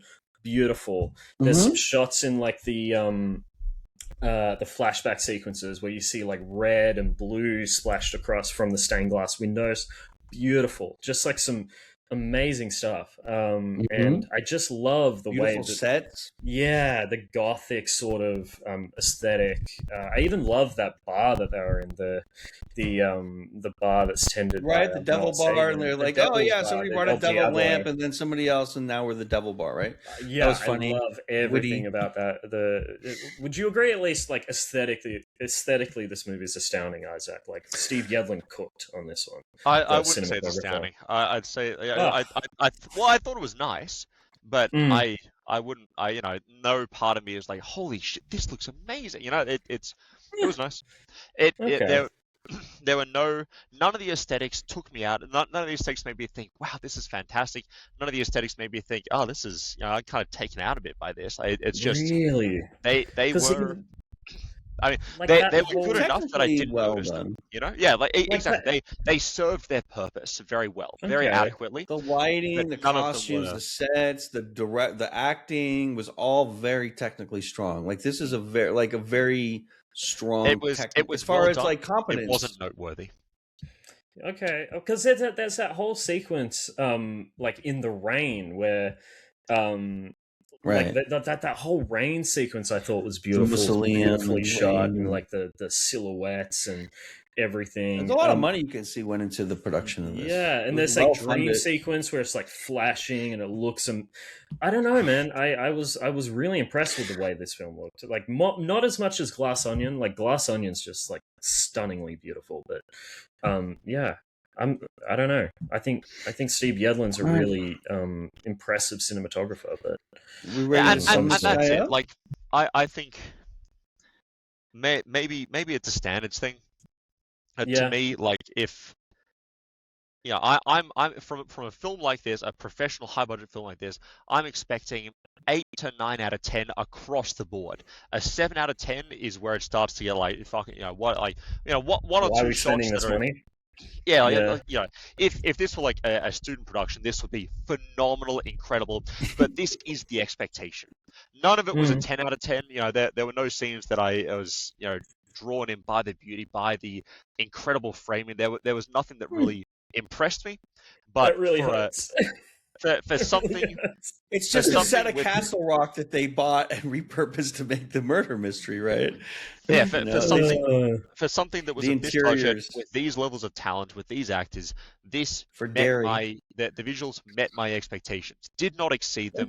Did not fail. I like the overview of the town, the aerial of the town, the opening with the church in the back. It was obviously like a model or something they had. No, it's not. It's the way that they shoot it. There's a way that you can shoot it, and like isometric. Blur out the edges, and it makes it look like they did it in a movie called Game Night, a really good comedy, and they made I love that aesthetic. Right?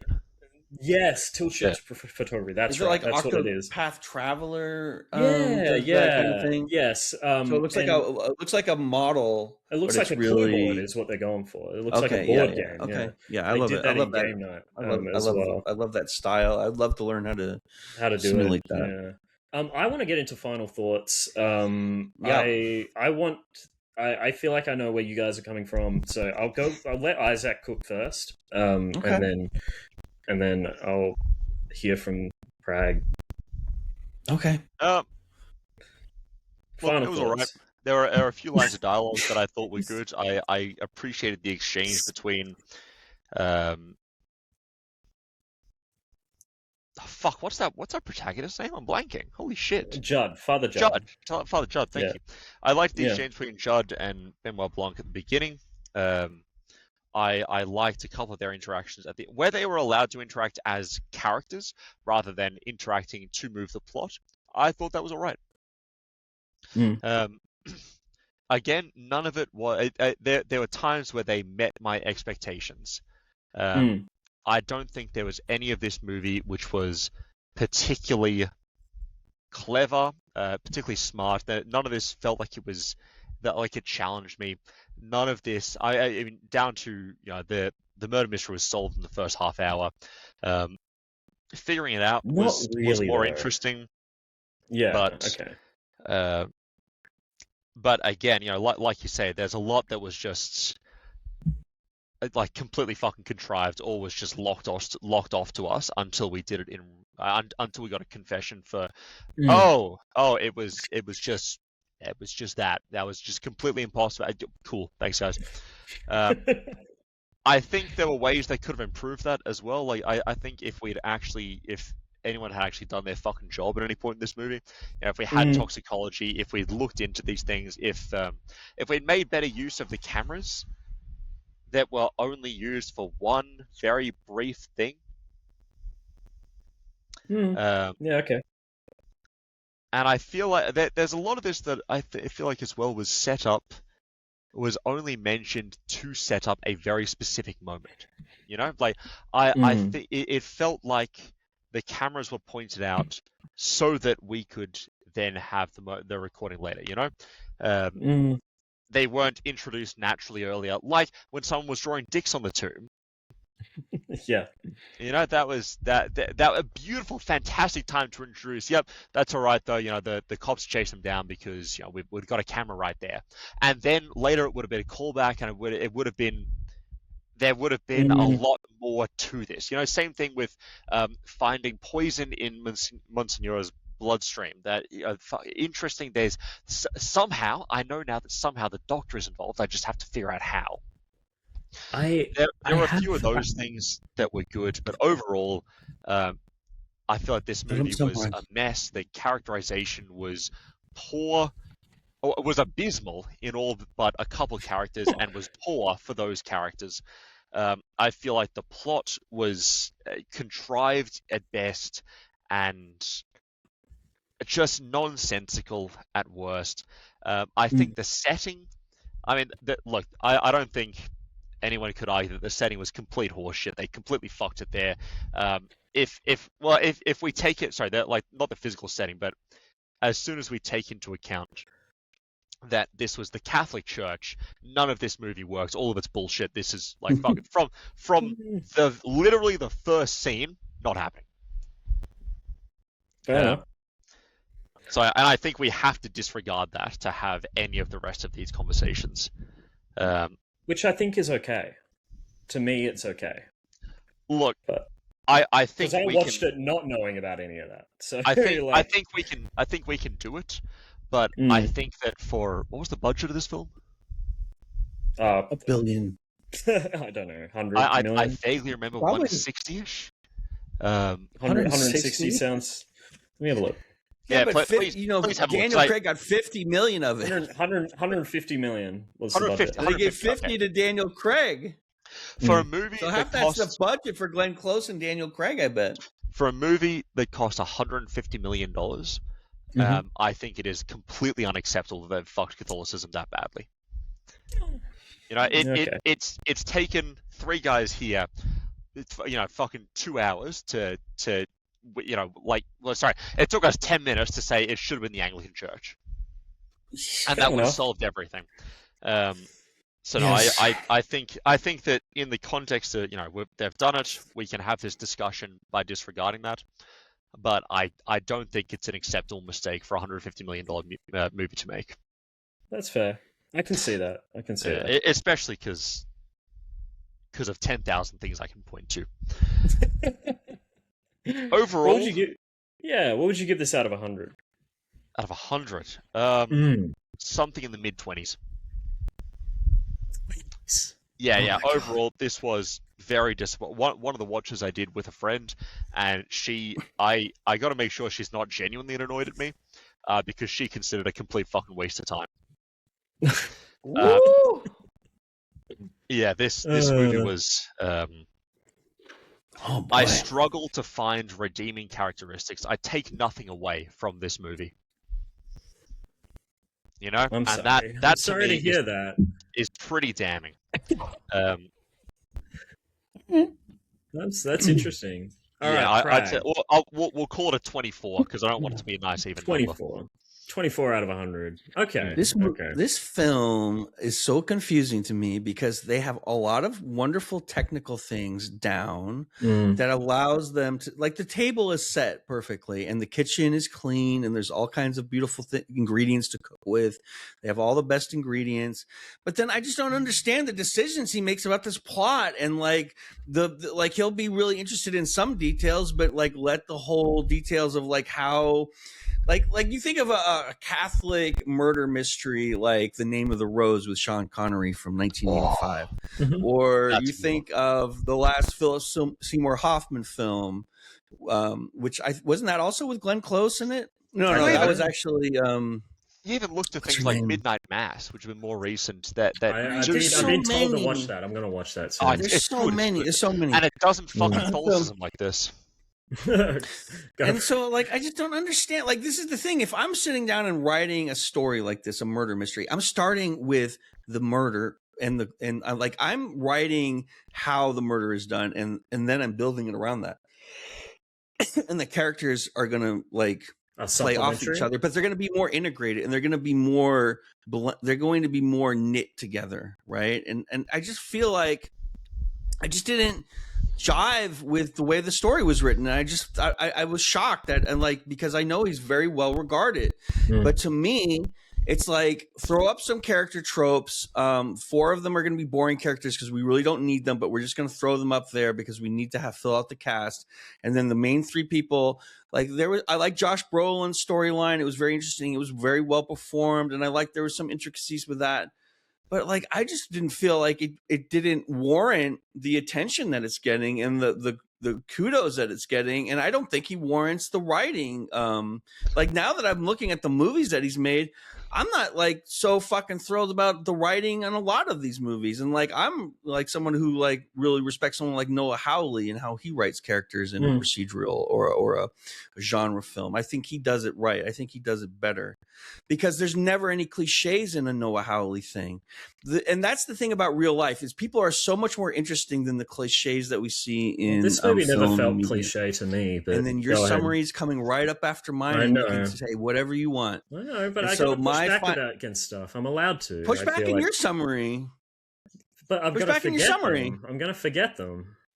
Well, you won't forget because my review is a 57, and I'm turning it over to you, JC. You don't have to finish.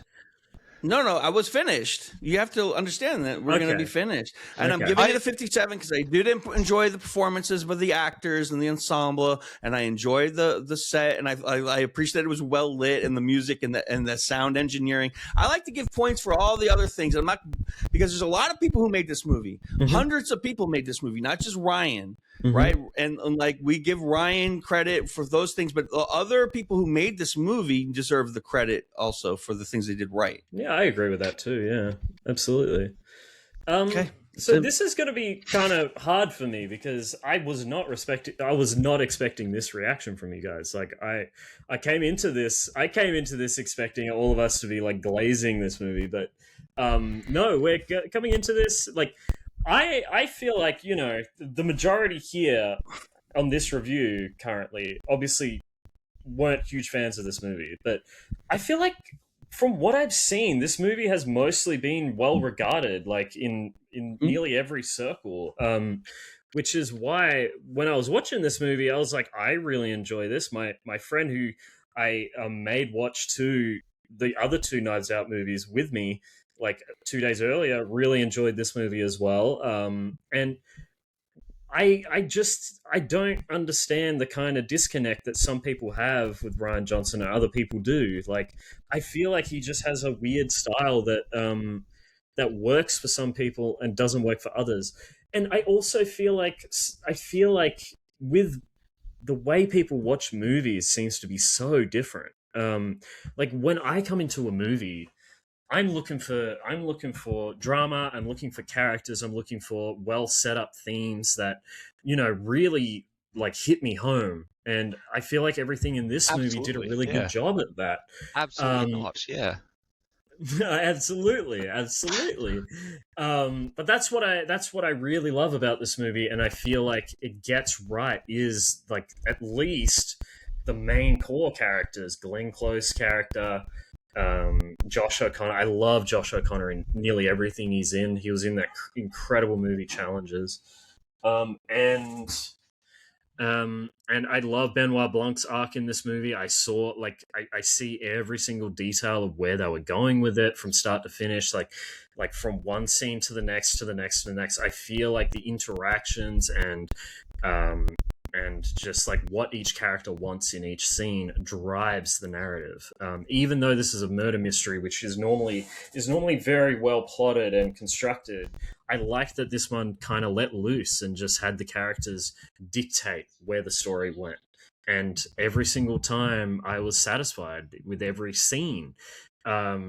Except for like the mechanics of the reveal in the end. Like that was my big issue. Like as I already discussed, the way the jewel was set up, and just like that whole basement thing with the the acid bath, and like there's just no way that you could like infer what happened there. But everything else to me like screamed like just good writing, good acting, good direction, just from start to finish. Like I didn't have nearly as many issues with this movie as you guys did, and it's I feel like I've watched a different movie to you guys. Like you guys are describing like they had no chemistry, but I was watching it and going like that's part of the point. The part of the point is they don't have relationships with each other. They're just in this kind of insular club that makes themselves feel good, but doesn't create connections. And it's really weird to me that like a movie like One Battle After Another gets praised for something like that, but then a movie like this doesn't. It's like I get that they're like side characters in that movie, but it's telling the same sort of like it's expressing the same sort of problem. It's expressing the same sort of relationships. And I feel, again, you said like this film had some mediocre like direction and cinematography, and again I disagree. Like I feel like some of the framing is so purposeful, the like really fluid camera movements sometimes. Like I know Rian Johnson really loves his like his half turn camera pan, basically a quick pan. He loves to do that, and I think he uses it effectively in this movie. I love like the lighting in the church and the way like the church is just like a gargantuan character in this movie, and the way that whole sequence like plays out where you see Father, like who you assume to be Father Wicks, coming out of the mausoleum. You see it from a distance, and like I love how their faces are all shadowy, and the way that they play with silhouettes, and the way the rain looks and interacts with their hair and their skin, and the way that glistens in the rain, the sort of lighting when he's having that dream sequence. And just like the flashback sequences, how they use red and blue as a kind of contrasting, like are they good, are they bad, etc., etc. Like it's like very symbolic and interesting. There's not. I love the way that Glenn Close plays the final sequence, like when she's like explaining what happened to her and explaining the whole, like the basically the mystery, explaining the mystery. And I think she breaks down, and I love that Father Judd forgives her still, even after all of this. Like that's exactly what a good priest should do. There's another movie that kind of reminds me of called Bad Times at the El Royale, that has an ending very similar to that, where Father Flynn, he's not a real priest, but he plays the part. He uses the story to reconcile a grieving Vietnam War veteran. It's the same sort of thing, and I think this movie does a really good job of going through explaining why we use stories to do good and why we tell stories to do good, and why we should avoid using stories to, for stuff like greed, ego, power, and all stuff that, as Father Judd said, that Jesus wouldn't have been like a fan of. And I think that's important. He uses his own values to kind of to express like Jesus's values. Like he already has these values, but they're good, so Jesus would have followed them as well. And I think that's important. I think that's the way the church should be run, regardless of whether this movie gets like Catholic Church or Anglican Church right or wrong. I feel like it doesn't matter, because what Father Judd is doing is good no matter what, regardless of what church this movie is talking about. Like it could be a synagogue, it could have been anything like that, and I think the story still would have worked and would have conveyed the same message, and that's why I love this movie, and I'm going to give it an 80 out of 100. A little tip of the cap too there, I like that. And I'll leave it. All right, great. Yeah, perfect. And then tomorrow we're reviewing The Night Before Christmas, or The Nightmare Before Christmas. The Nightmare Before Christmas, yeah. With Lance from Saints, right? And my good friend Annie Sky. Annie Sky is going to be here. No shit. Perfect. Really? Yeah.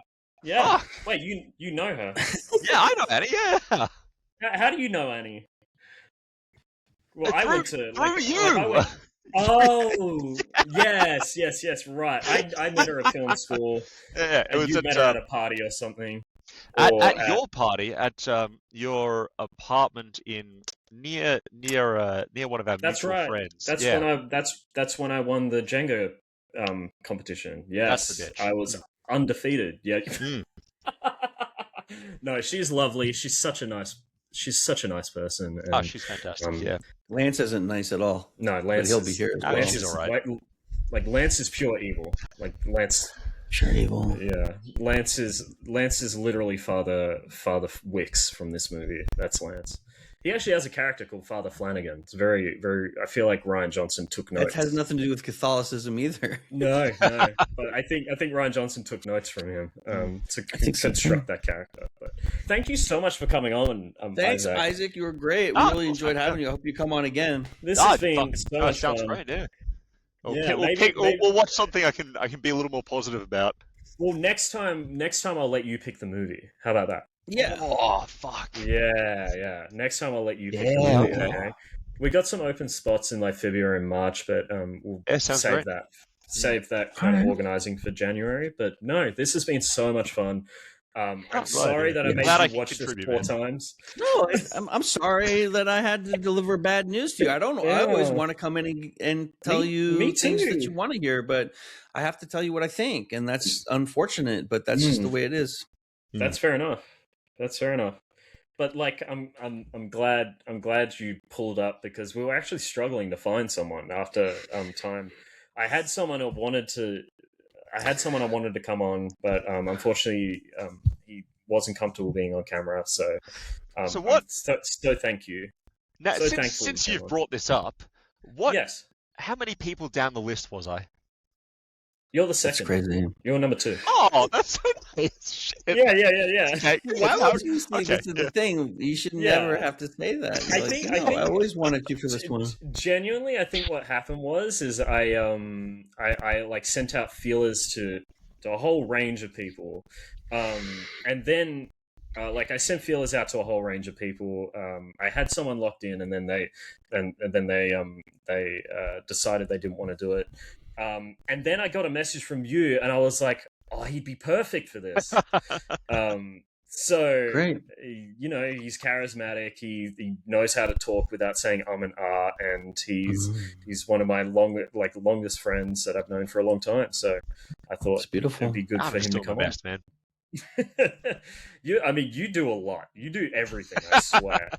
Someone's got. There's a lot more about this movie that I want to talk about as well. Like there's usually when because I've done this kind of thing a couple times now, that my favorite way to do this is just to like almost have like the three of us run it in the background and just scene by scene go through it, right? Because there's like as a guy who's done a lot of martial arts, there's nuance and issue I take with some of how they portrayed some of the boxing stuff.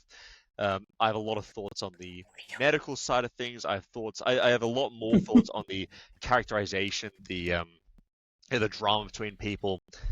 Maybe in February I'll just pick this movie again. We'll just do another 2-3 hours of it.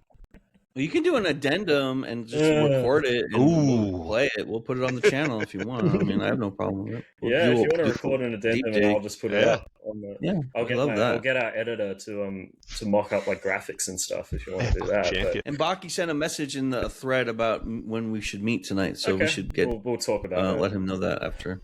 Yeah, absolutely. All right. I gotta pee my pants if we don't like end the show soon, because like done. Thank you so much. An extra hour on this movie. Yeah, I know. Normally it's like just an hour and a half. Hour to an hour and a half.